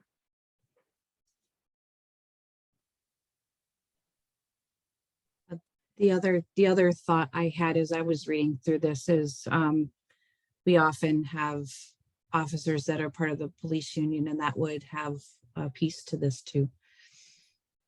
I'm sorry, Melissa, you said police union? Police union. Mm-hmm. But being in the union, is that required? No, I don't believe it's required. Becky is going to talk. This is not required, but well, I won't say it's not required. I'll let Becky. Yeah, Paul here, but it's available to them if they choose. So yes. We're a union town. Paul, did you want to say more? Yeah, but you'd also have to have So negotiation not, to include it and divide it out with the hours and stuff. Paul, go ahead. I know you're rep, so. yeah, so it's not required for them to be members of the police union, Mike, but the police union contract still applies to them. So you would have to negotiate with the union over the change in working conditions to the officers. Does that make sense? Would that mean like if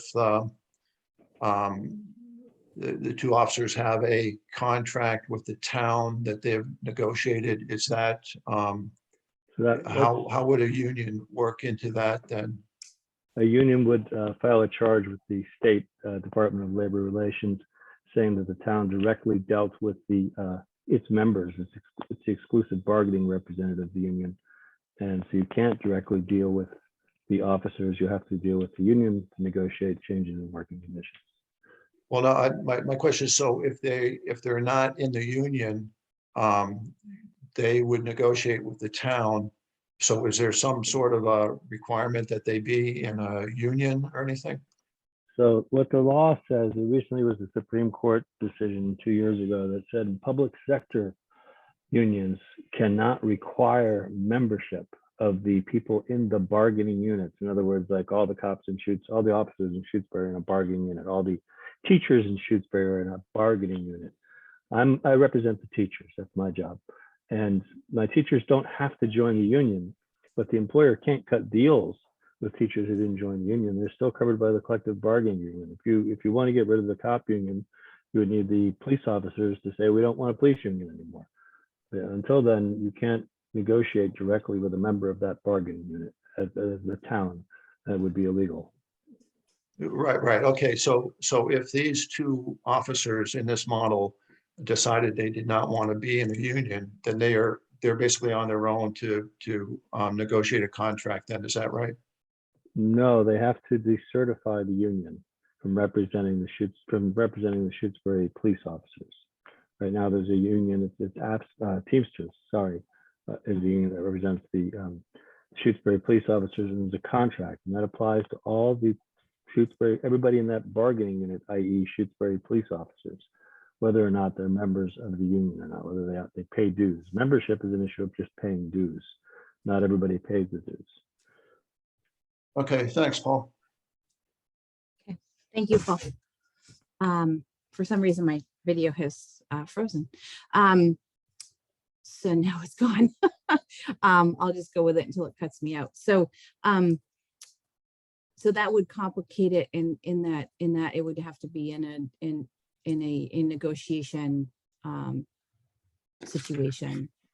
So it's just something to would have to think about. Actually, any of these would have to think about. But Paul, you still have your hand up. Did you have more comment before I go to Susie? Okay,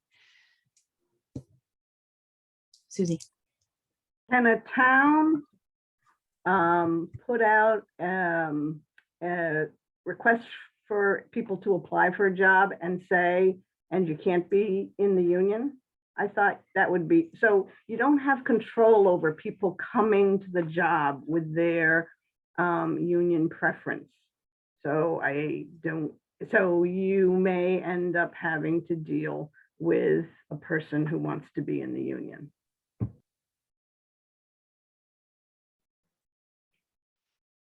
Sorry, so everybody right now, under the contract that the town of Shutesbury has with the Teamsters that I don't have in front of me, but I have seen an older version of it. Everybody who's a police officer in town, excluding the chief, or I'm not sure where the sergeant went in that contract, but they're automatically covered under the contract. So you can't advertise for people saying we only want to hire people who aren't supporting the union. That would be, again, that'd be a different violation of labor law. But yeah, so I mean, the way you could get rid of the union, and that's not something I'd like to get into details about, but all the cops in town would have to have a meeting at a specified place and time with a specified period of notice available to all of them to say we don't want a union anymore. And until the majority of them do that, under there's a way to go about it, the process in the state law. Until then, there's a union. The union contract is what you need to negotiate, and that covers their working conditions and hours. And you couldn't negotiate something separately with somebody. Thanks. Thank you, Paul. Any other pros and cons? I apologize for my camera. I can't get it to restart. Any other thoughts, pros and cons? Any pros? I know we had a lot of cons. Is there any pros that anyone would like to offer? No, okay. I did have a slight one, but it's not really related to this particular model, in that a standalone model, but it may be something that could be used if there was a need for our officers to all be at a similar training, and you had a reserve officers come and do an on-call day like this. But it's not as, to me, it wasn't a standalone model. It was a more of a management within a department model on a day. So I see Paul, your hand again, and I see Gary.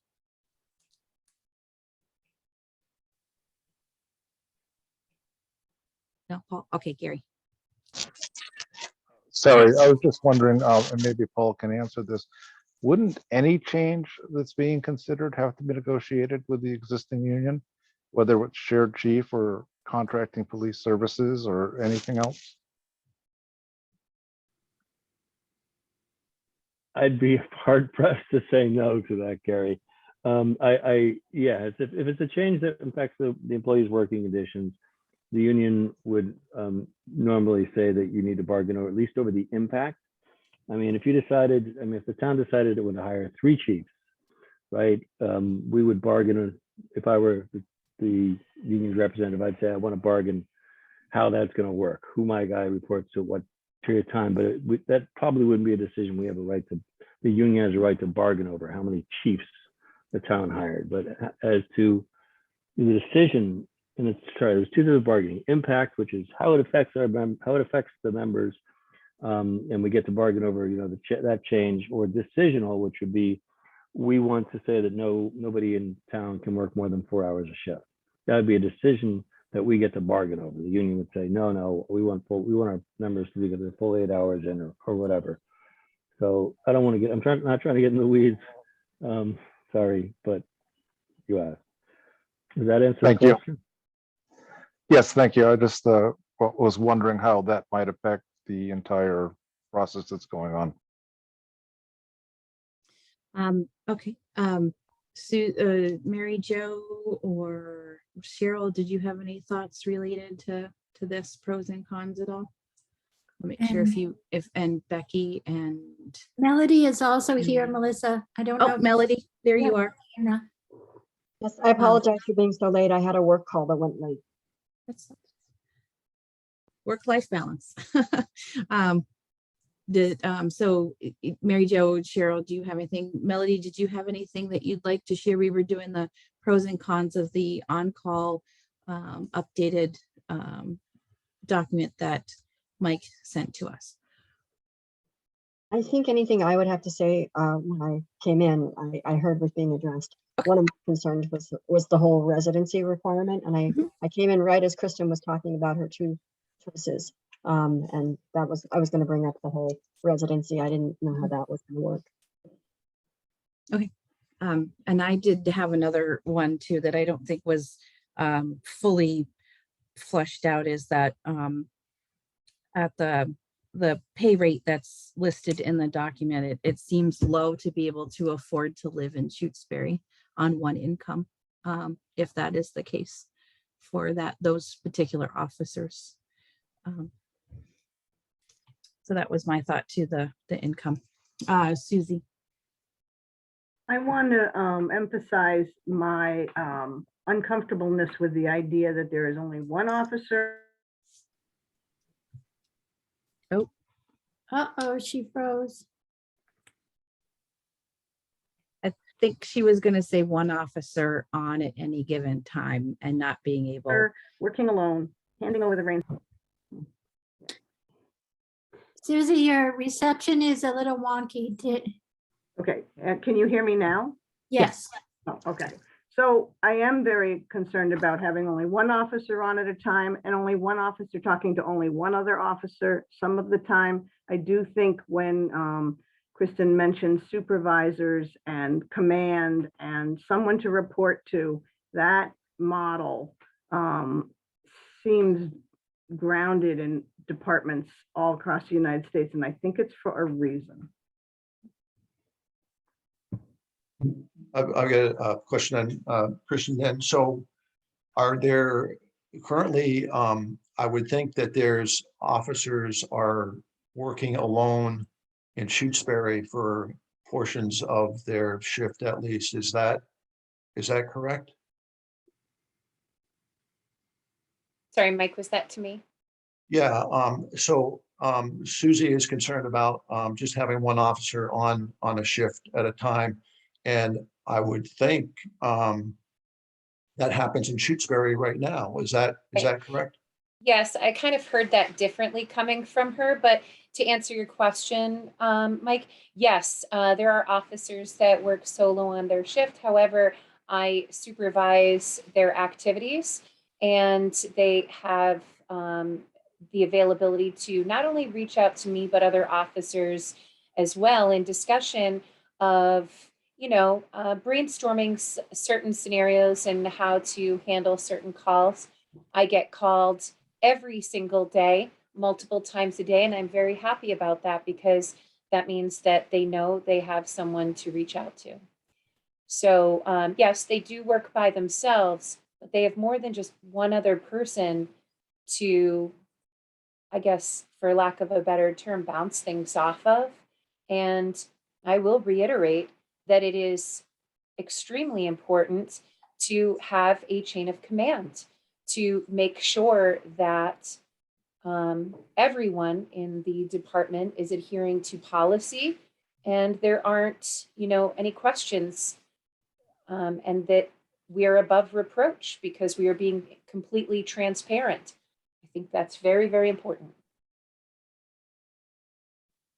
And another thing that I just thought of too is Kristen was saying about having leadership and a supervisor. Is we learned earlier in some of our discussions that with post and new regulations, and with Kristen was having difficulty getting to meetings and such without having a title of chief in them. So how would this is more of a question, how would these two officers be able to participate across Massachusetts in those organizations to be connected? Who would be doing that for them, or how would they get information was a question that more of a question than a pro and cons, but there would have to be someone that was doing that, making sure things are being adhered to. So leading toward, having the supervisor position, chief position, some leadership position. And how would we adhere to the policies that have been determined by post to be implemented? As I have stated before, there are policies that we are told must be formatted in a certain way. And some of these policies state that in the event of A, officer will report to their command staff. So I'm not sure how that would work. Mary Jo, I do see your hand. I just wanted to comment that I think it's a great impulse to try to problem solve some of the issues that small towns experience. And when I read Mike's model, I went online and I did some looking around to see if I could answer the two questions that I posed. Is it legal, and are other people doing it? And it really was not easy to find. I will say too that I've noted that there's very little out there that you can read as a person that's looking online about rural policing. Most of what you find has to do with policing in larger communities, I guess because these kinds of studies require a fair amount of funding. So while I'm asking those questions, I want to ask another question, which is, when rural communities are going through this kind of process, are there organizations or people that they can reach out to get information about things that work and things that don't work from a legal perspective, or even, from an operational perspective? I mean, as we were talking, I was like, well, could you call the police union? Like, I don't even know where we would look to find this kind of information. And I'm just putting that question out there in case anybody has any ideas about that. That's a good question. I do have an idea about that. When Wendell was looking at where they were going to go as far as their policing services were concerned, they contracted out with the Collins Institute to look at the options that they have available. And the Collins Institute was able to basically flesh out the agreement that Leverett and Wendell are working on right now. It's my feeling that any type of model that that Shutesbury would be interested in doing, could be workable with the right amount of input and effort and everything. So I don't know that you can just say, oh, well, that's not going to work because the town of Shutesbury can't figure out how to make it work. I think there's resources available that can assist with that, and I think the Collins Institute would be one of them.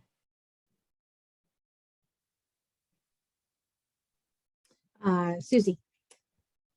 And we do have the South County study that looked at some other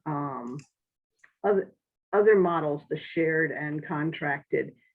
And it brought up some points about policing in towns for that size and in other size towns. So I feel like we have some background, not for this particular one, but for policing efforts around us.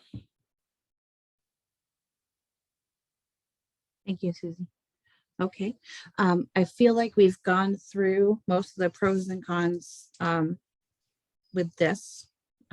There always could be more that pop up in any of the models we've done this with, but we do have another agenda item before we adjourn. So did people feel okay moving on with that particular agenda item?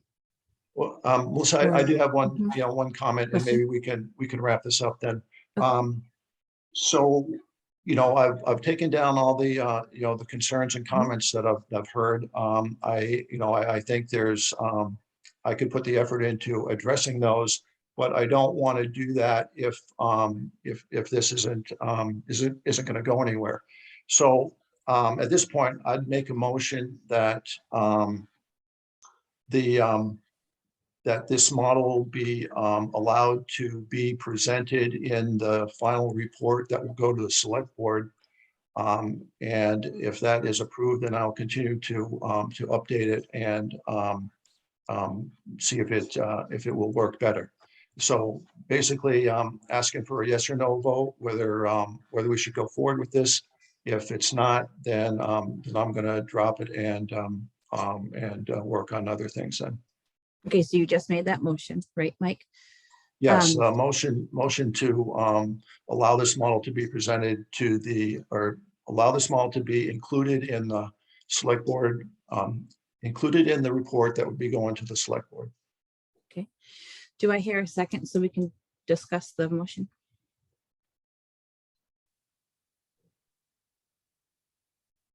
No second? Okay. I'm not sure procedurally how to say what I wanted to say. But I did mention earlier what I thought would be a good criteria for inclusion of this model, and that would be that it was like the other models in the sense that it had been tested in other towns and that it was legal. And I really wouldn't want to include something in our report that wasn't, that couldn't be implemented practically because of like lots of legal questions that weren't answered, or because we don't know how it would work out. Do you know what I mean? So I would say I would second the motion with the proviso that those two questions were answered. Okay, so go ahead and second it so we can have that discussion, if you don't mind. Okay, yeah. Sure, I'll do that. Okay. All right, so that's a second from Mary Jo. Mary Jo, are you really amending the motion? Are you amending the motion? Do I get to do that? I don't understand what I would. Well, we have to have the second first. Only after somebody seconds it. Yeah, only, yeah. So if if you're seconding, if someone is seconding the motion, then we can talk about amending it or talk about it in the context. So we All right, just need well, a, I'm willing to second it then. okay, all right. So let's have discussion of Mike's motion. Thoughts, I have a couple thoughts. Anyway, I can give them out, or if someone wants to do theirs first. Okay, so my thought was this on the motion is that I wonder if it could be included in the report as an option discussed, and that there were too many questions on these things, so the committee wasn't comfortable, and there'd be a wonderful way to put this, but wasn't comfortable using it as potentially using it as a model for Shutesbury. Could that be an option to put it in the report? Because we did discuss it and it's on our agendas and it's in our minutes. If, I'm just offering that thought. So thoughts on before you vote on the ups or downs. Go ahead, Kristen. Okay, so I think that it can be included that this type of model was discussed. But if we're going to enter this document in all of its entirety, then we are going to have to sit down, to be fair, and to document and come up with how every other model would work in Shutesbury.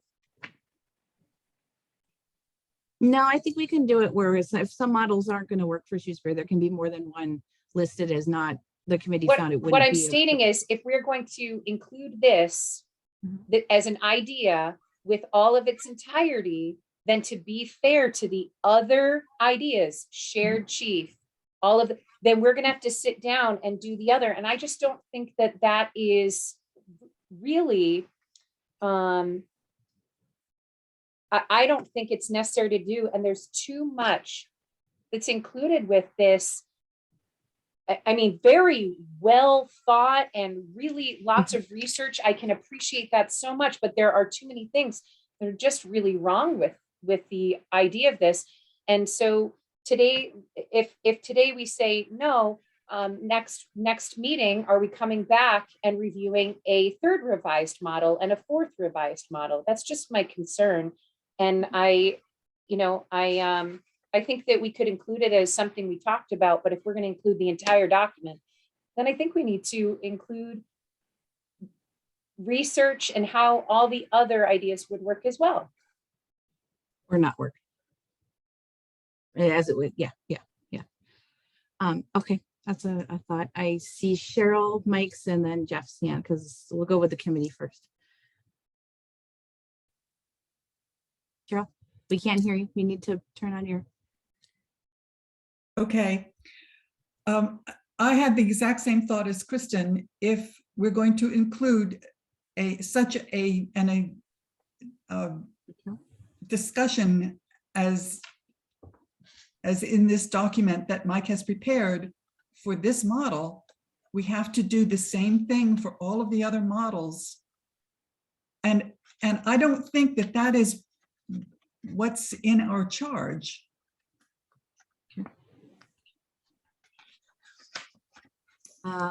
Mike.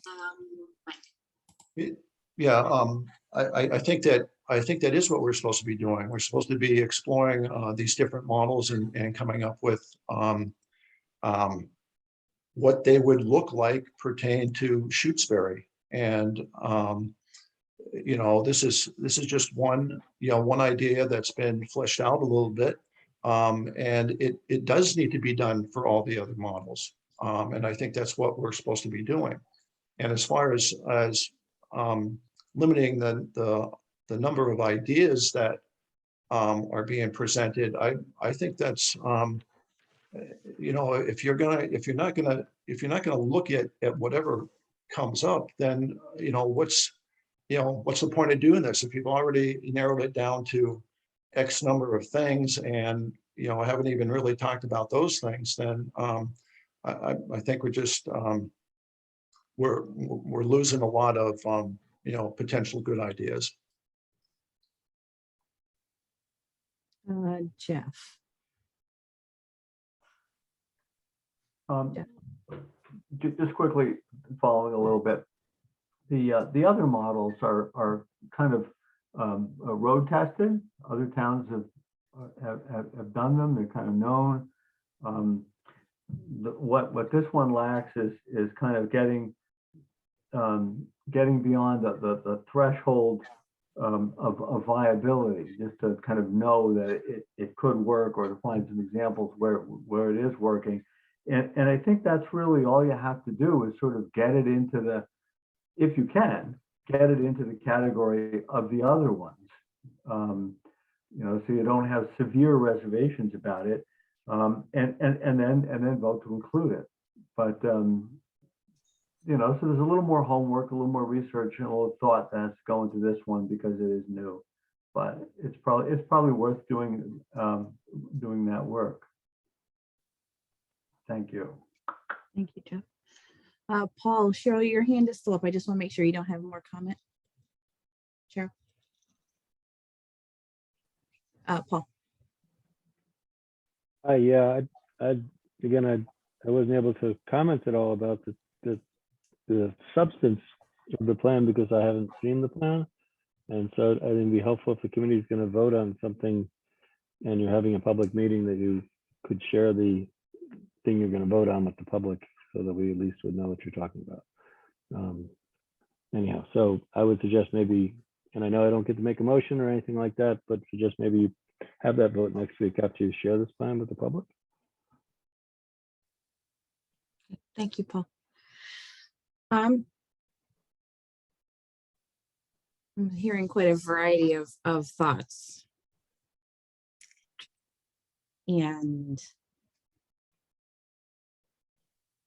I see Linda Newcomb's hand up. Oh, Linda's, I'm sorry, Linda. Thank you, Becky. Oh, where is she? I just want to, sorry, Oh, I just Vicky. want to say, I mean, from the group discussion here, it sounds like the proposal is for 2 people to cover the town of Shutesbury 7 days a week, maybe require them to live in the town.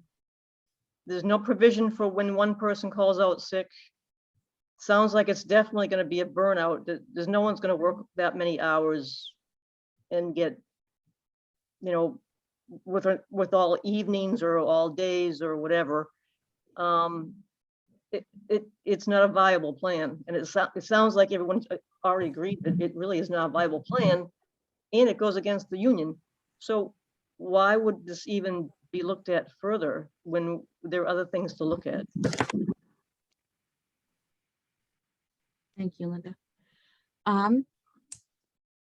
Okay, so does anybody have any other comments? Shall we vote on Mike's motion to include this in the report? Susie, you have your hand up. I guess I'm not clear on whether we have an amended motion, or I'd like to know what the current motion is that we're voting on. All right, so Mike had made the motion and it was seconded to add the on-call model into the report. And then based on that, he would go forward and do some of the more investigating on the questions, right? Am I getting that gist of that, Mike, that you go forward and adjust the questions and do more research if it was to go into the report? Otherwise, if it doesn't, then we'd leave it alone and move on to the others, correct? Because the Right, yeah, that's basically it. If there's if the group is on board with having me do a little bit more research, addressing some of the concerns and comments that we've heard tonight, and bringing this back again to the group, that it'll end up in the report that's going to go to the select board. And did Mary Jo amend that report, or want to amend it? Yeah, I'm sorry, I'm just not so familiar with the process, so I don't know quite how it's appropriate to break in. You can offer an amendment if you'd like to. Okay, so I guess I would amend it to say that it go into the report with a proviso that it include a reference to a place where it's been tested or where it's been used successfully. And that assuming that you have that, you would know that it's legal. I think it's important to know those two things before recommending or even suggesting that the select board look into something. And that again I'm sorry, I'm being very wordy, but that would put it on the same level as the other models that we've been looking at. So are you amending it, Mary Jo, to say that if we could find a reference point where this was legally occurring, that at that point we decide to vote to put it in the report? If nothing is found, we decide not to? Yeah, I mean, I think at that point, it's a viable, usable model, and it would be, you know, like the other models that we're including. I wouldn't quite, well, we wouldn't know if it's Like viable. not necessarily, I'm not saying usable For to Shutesbury, yeah. Shutesbury. What I'm saying is possible, right? I don't think it makes sense to put something that's not possible. Becky, I see Cheryl's hand again too. Becky? I was just going to suggest maybe the amendment could say what you said earlier, that it be contingent, that inclusion in the report be contingent on the model being proved legal and an example of the model existing elsewhere. Yeah. Okay, I like that. Or a workable or being worked. I like what you said, Becky. It's fewer words anyway. Yeah. Thank you. Cheryl, you've had your hand up. Do you want to weigh in? Yes. Okay. Yes, I think we need to speculate, we need to specify that it has to be legal in Massachusetts. It has to fit all of the requirements that Massachusetts makes. Massachusetts So what has Becky said for- plus Massachusetts. Yes.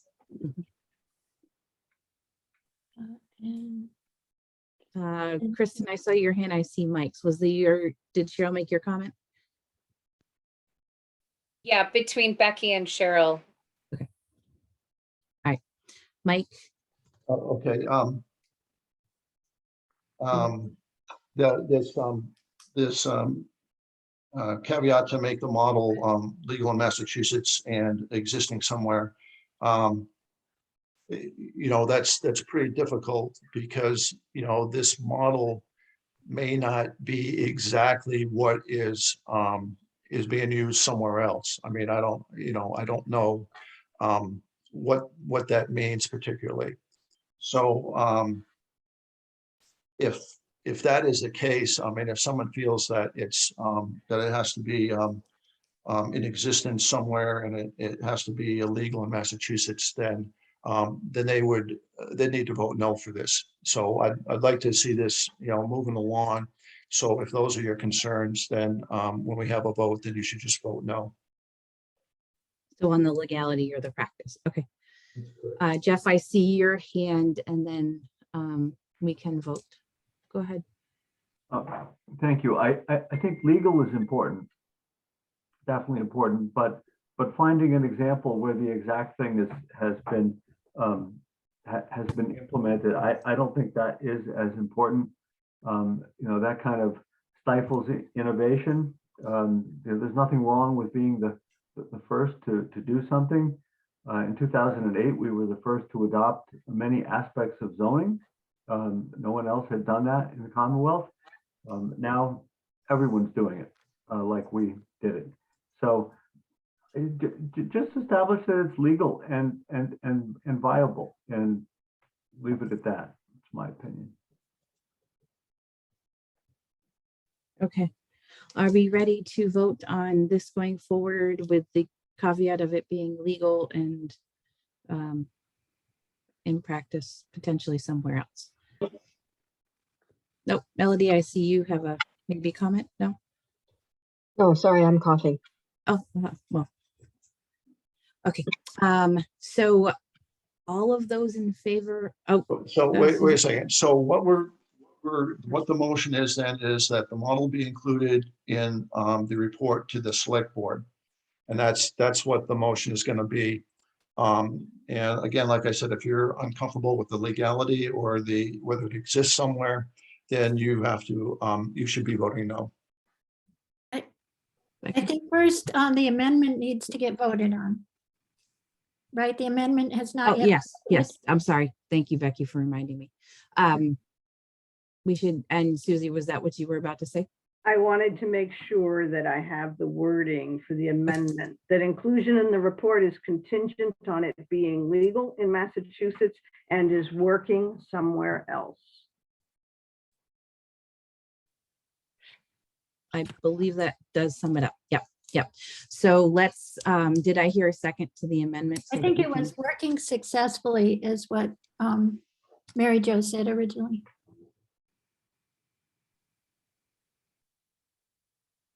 All right. Any further discussion before we vote on the amendment? Which might, okay, all right. I will call on people. So is the amendment not the original motion? Mary Jo, you had your hand up. You're muted. Can't hear you. So sorry. I don't think it would necessarily have to be successful. I think it would be informative if it was successful or not successful. Okay. I would just want to see examples of people trying it or something like it even, you know. Okay. So strike successful from the amendment. Yep. Okay. All right, so let's vote on the amendment. I'm gonna go as I see people. Cheryl.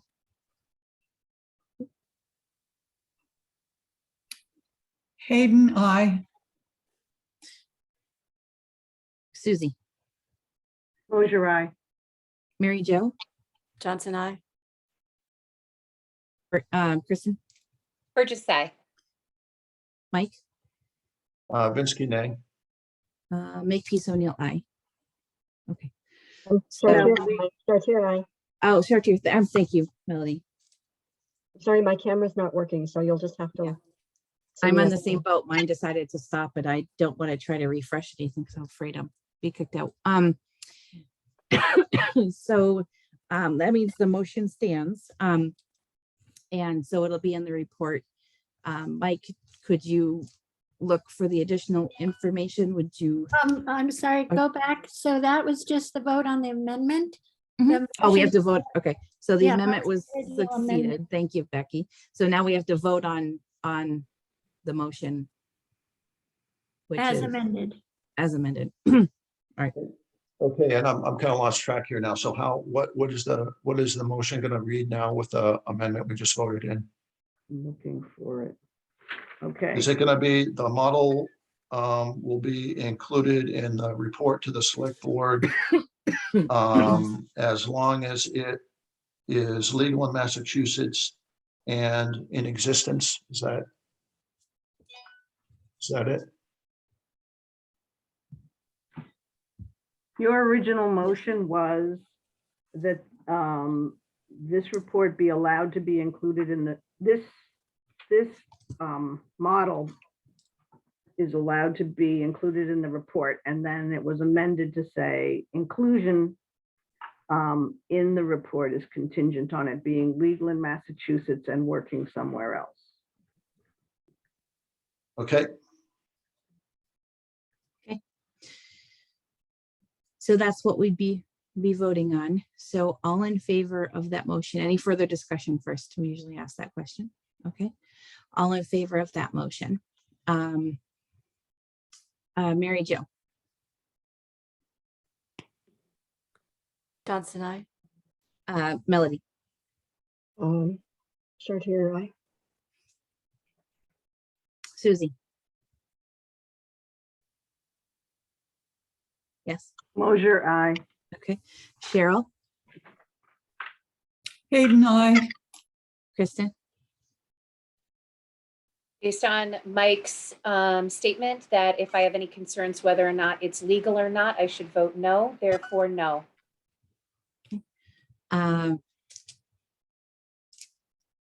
Make peace O'Neill, nay. I think you skipped Mike. Oh, Mike, I'm sorry. Vinsky, aye. People are just moving around on my screen. I apologize. So that makes it pass, correct, Susie? Yeah. Were you counting it? Okay. All right.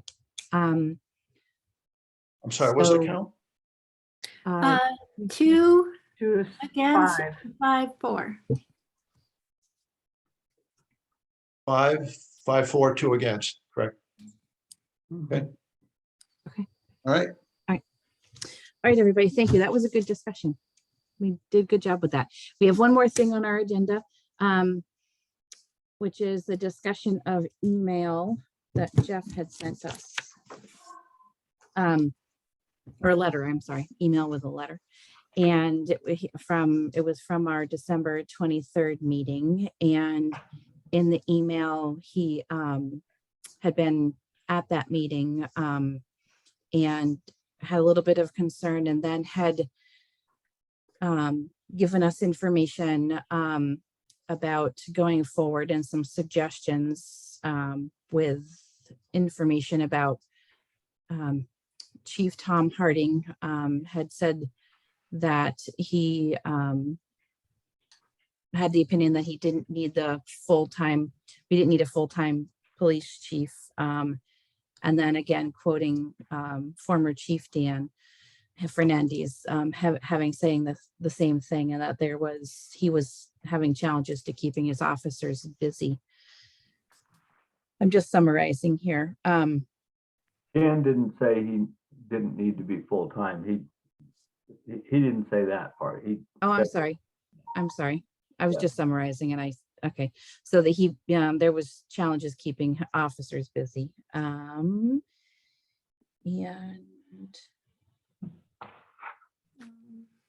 I'm jumping, Becky, if there's anything else I've missed, or let's see. And then I guess the question is whether it should be up on screen or not. I guess I wouldn't support that, but I don't know how other people feel. I could very quickly summarize the letter without reading it. Okay, I think you can do that. I think you can do that. Okay. I wrote you the letter after attending the meeting, but after spending months of reading about similar issues in other towns, mostly Franklin County towns, reading from Leiden, draft pact puts town on path to burnouts and police coverage. Franklin County police training costs crippling to towns. Leiden, select board okays grant application to fund public services feasibility study. This is what Leverett and Wendell did. And in Conway, town holds preliminary discussion about future of policing. So this is going on all around us. And I know of 8 towns in Franklin County now that are embroiled in this, some with each other and some just like us, just talking about it. So it's a big issue. And there's unfunded mandates that are making policing very expensive. And many small towns have the same difficulties we do: retention of officers, not very interesting work, low pay, a constantly shifting workforce, which makes community policing very difficult because you have to be around a while to do that. So, Not your letter. So anyway, the letter, the first paragraph just emphasized, like less about the current officers and their performance evaluations, and more about, in the second paragraph, more about policing going forward. Because we do know that personnel changes, and what we're looking for is a model that's going to work, that we can plug the right people into. And then I quoted from a couple of past chiefs, which we already went over. And then I urged you to look at what's going on around us all over the place, right in our own backyard even. I cited some of the advantages of models other than what we're doing now, more cooperative models, regional models, multi-town models, including alleviation of boredom, improved incident coverage, possibly, and coordination, officer retention, and a better career ladder for officers. And then I provided some kind of graphic details about what it's like patrolling just little old Shutesbury with no stores, patrolling a wider area. And then finally, the question came up about other studies that we did in the past, and I looked those all up. They were in 2004, 2005, and at that point we were ready to do something with Leverett, but and we got on the verge of it, but Leverett balked at the last minute, so we didn't do it. But now, of course, Leverett's changed his mind. They've united with Wendell, and I understand they've made overtures to us. So finally, I'm just going to wrap up by saying that this whole thing reminds me of something that's tacked up on the wall at Joe Delano's horse barn. He's a horse trainer I know in Leverett. And it says, intellectual dishonesty is when you keep on doing the same thing over and over and yet expect a different result. So I really think we need to keep that in mind here. Thank you. Thank you, Jeff. Thank you, Jeff. Does anyone have Susie and Gary? Our committee has been considering and will include in our report a shared chief. That was not new news. That other towns are working on this is not new news to this committee. I feel that everybody gets a survey, everybody gets to put down their opinions about things, but in terms of giving us information, this doesn't give us any information that we haven't already considered and are considering.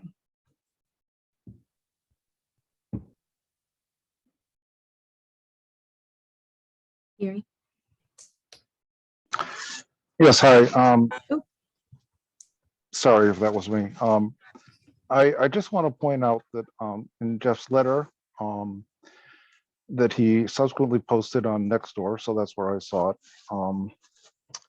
He, I believe, treated our acting chief unprofessionally, failed to extend to her the courtesy of first and last name and title that he extended to two former chiefs who have chosen to leave our town, and described her response to his questioning policing in this town in that previous meeting with terms that can only be described as sexist. I have never heard a male police chief who, as our acting chief did, strongly and confidently defending her position, be referred to as strident and defensive. I think that is doing a disservice. Thank you, Gary. Mary Jo, Mike, and Cheryl.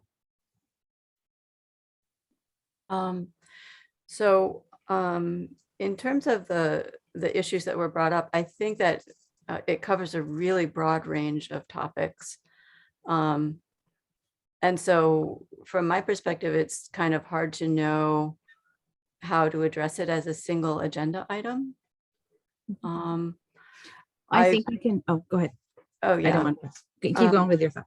I'm wondering if we could kind of narrow down the conversation to one or maybe two important issues to discuss. And I have one, but I think maybe we can talk about that after. I just think it's, you know, it's a commentary on everything that we've been doing and everything that we might potentially do. So it's hard to discuss. Correct. It does reiterate the items that we have in our charge that we've been talking about. Go ahead, Mike. Yeah, I think, I don't want to put words in Jeff's mouth or anything like that, but I think what he's getting at is that, you know, we have these, a couple of models here, the Leverett Wendell model, shared police chief model that we keep saying that we're exploring, but in reality, we haven't really got into any of it yet. especially the Leverett Wendell model. I mean, there's a draft agreement that that Leverett and Wendell have come up with that we could be looking at. There's a presentation that Leverett Select Board did to the town regarding the model. We've got the select board members, the police chief from Leverett. We've got Wendell Select Board person that is available to come and explain to us how it's working for them. So my take on this is that we need to start looking at some more detail instead of just going yeah, we're gonna look at that eventually. And I know Susie suggested several meetings ago that that we contact the Leverett police chief and find out what's going on with that model. So I think we need to get that on our agenda and get some people in and take a look at what's going on, especially with that model. Thank you, Mike. Cheryl? Yes, I'd like to reiterate what Susie said, that there's nothing in this letter that we haven't discussed and are still, for the most part, continuing to discuss. But we need to go back and look at our charge. We are not in the business of recommending to the select board what kind of model there is that should be used. We are in the business of describing the models, and they only, in the charge, only 2 models are mentioned. We're the ones who've brought up the other models. So honestly, when I read this letter, and I read it several times, I read it in Nextdoor and I read it when it was sent around to us, and I was a bit annoyed because it's just reiterating all of the things that we've already been saying.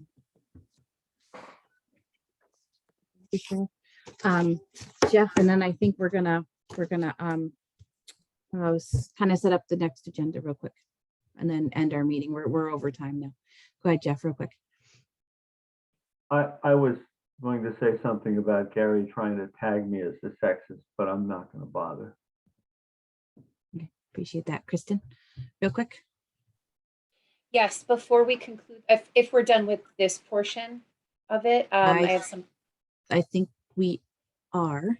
Okay, at the last meeting, I had suggested, I think it was the last meeting, I'm sorry, I had suggested that the committee do something similar that the fire committee had done, and that would be to interview the officers and to hear from them, the officers of the police department. And we did say that we were going to be discussing that at this meeting.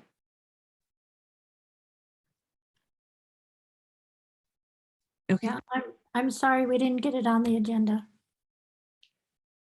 We can put it on the next one, maybe toward the top. That work, Great. Kristen? Okay. Oh yeah, great. I just want to make sure that we are paying attention to that. I've asked for it for a few times.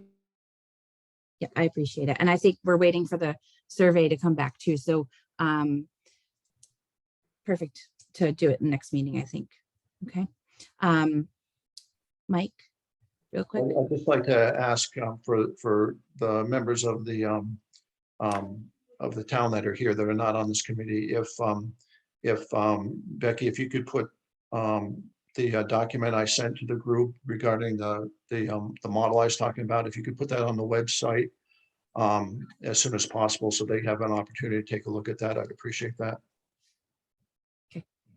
I think given the votes tonight, that would be appropriate, right? Mm-hmm. I think so. Okay, so looking toward the next agenda, we have what Kristen had just mentioned, and I think with the charge, it pulls out 2 specific models. I know we're waiting for our survey to come back. We'll want to talk more about the survey tally and such as well, but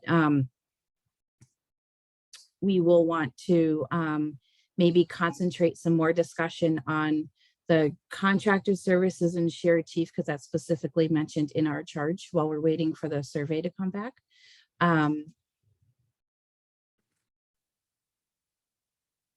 Shared chief discussion, and then the contracted, and then flesh out what additional information we'll need, and then we can get what our questions are surrounding, get some more information on those, more detailed, very similar to us gathering information that Mike had done with the on-call model, maybe not quite as detailed. We may not have as much information for the next one. How do people feel about having a more depth discussion on those two for the next meeting? Yes. When is our next meeting? Oh, that's a great question. We thought we had it on the schedule. Let me look at my calendar. 2/17. Yeah, I will not be here for 2/17.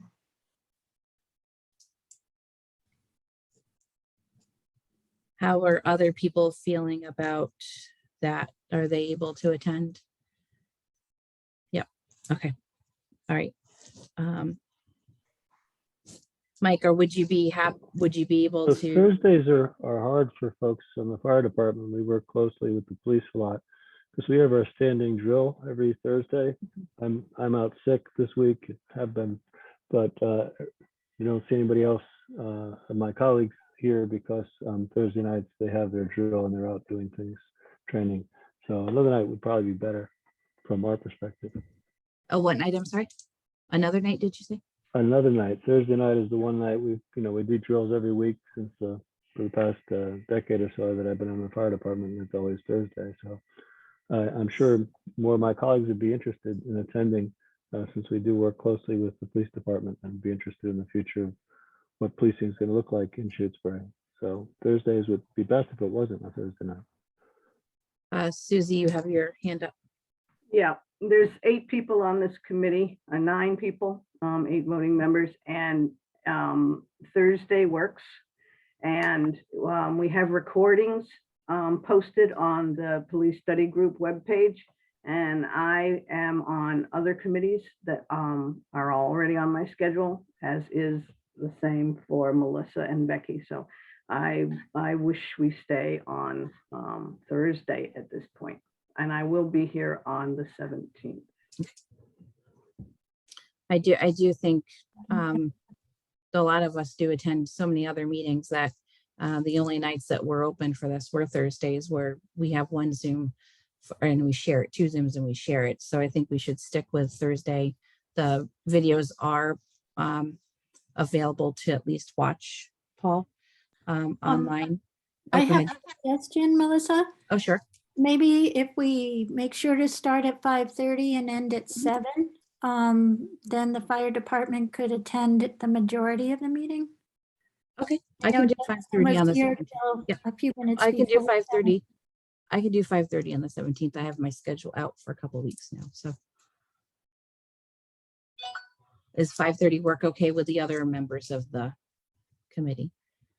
Do they have conflicts? 5:30 is fine for me. Okay. And the 17th is fine for me. Okay. Melody, you're okay. I see your thumbs up. Mary Jo, it's okay with you? I know, Mike, you won't be here for this particular one, but does 5:30 work for future meetings? That's fine. Okay. Kristen, Becky? I just wanted to say, Paul, and people are encouraged, if they have comments, questions, suggestions, to email those in as well. So don't forget that that's something that you can encourage your fellow team members to do. Thank you, Kristen. Okay. Any other minutes we'll add to our minutes? We'll add, of course, public comment. Anything else that we can add? I know it's 5:30 to 7, so maybe we have enough topics for that next meeting. Susie, I see your hand. I can't hear you. I wonder what it looks like to go into more depth with either contracted services or shared chief. As far as I understand, Leverett and Wendell have not reached an agreement. maybe we can see some of their work to get Discuss where it. they are, but they, as far as I know, they haven't reached an agreement for us to look at. Correct. We have requested the agreement from Leverett and it's not final and they would not share it to, I mean, we can go to the videos and stuff, but they do not have a final agreement. Maybe a good exercise as we're doing that is what questions we would have thinking about that model as viable for Shutesbury. What questions do we have that we would want answered for our community? And Becky, if we could maybe make a request to get some of their, I know they wouldn't let the contract up, but a little research with their minutes and such we can do beforehand. I think maybe offering that as a thought. I see Becky's hand up again. Becky, did you have another question? I had a different issue. I'm sorry, and it Okay. goes back a little way. I just, Kristen just encouraged people to give feedback, and which I agree with wholeheartedly. But I do request that the content not get personal and be respectful from I agree with everyone who submits anything to this committee in the future. I agree. And we had a really good night tonight too. I Yeah. think we all worked really well together. I appreciate that. Mary Jo. I was actually thinking about, oh, I'm sorry, I've got a phone ringing in the background. Just a second. It'll stop. Okay. So one of the questions that's been coming to my mind as we're discussing about models that might be appropriate for Shutesbury, that I don't know if we've gone in depth enough about, is what is the job of the police chief in Shutesbury? And is it a full-time job? And those are two questions that I think if you're going to share a chief, then very clearly it's not a full-time job, or it would change. So I think in order to answer the question, to provide information to answer the question, I think that we should kind of look at the current job description that we have for police chief. And particularly, I think that's important because different police chiefs historically, and I know just from the cursory look that I've had as part of this committee, have done the job differently. And so I think it would be interesting to talk about that a little bit, like different approaches to being police chief. Where is the emphasis? And I think that qualitatively that makes a big difference in terms of how we experience the police department. Because, community policing can be implemented in such a way that it makes people feel safe. But historically, from what I understand, community policing can be implemented in a way that doesn't make people feel safe or included. And I think making sure that that we have in writing and we have an agreement about the kind of community policing we want. Does that involve shoveling the walk? I don't know. But I mean, that's something that was brought up early on in this committee as a different way of being police chief that I think we're experiencing now from what we may have had in the past. Anyway, I think it's important to make that distinction somehow. And I think it's very relevant to our conversations, but we really haven't addressed it directly. Thank you. Cheryl. Yeah, I want to say two things. First of all, Kristen, I think your letter to the whole community that was in next door was really terrific, and I thank you for doing that. And secondly, when are we going to be able to meet in person again? I find these Zoom meetings very unsatisfactory. The select board will be taking it up again. We'll review it at our next meeting. And I forget exactly what that date is. Becky, is it the 14th? 2/15, February 15th. Yeah. So stay tuned, Cheryl. Thank you. All right. Let's see. So I think we have a few things on the agenda. Becky and I can hone it a little bit and email it out. So I think we're finished unless anybody has anything else we went over. I do apologize. We've been really good about not doing that so bad. So Susie. I would like to have the job description of the police chief. I don't believe we were given that, or maybe there's a place to find it on the website. I don't believe there's some place on the website. I think that's. I'll send it out to everyone. Thank you. Okay, so with that, shall we adjourn for tonight? Because I think we're all tired and some of us need food and dinner. How does that sound for tonight? Really good job tonight. We did a really good job, I think. All right, do I hear a motion to adjourn? So moved. Okay, out of a second Second. on that. Second, Thank you, Melody. Okay, all in favor, I'll go through as I see them. Cheryl, Hayden, aye. Susie, Mosier, aye. Mary Jo, Johnson, I. Mike, Pinsky, aye. Kristen, Burgess, aye. Melody, right here, I. Makepeace O'Neill, I think we caught everybody. Okay, good job, guys. We'll see you next time.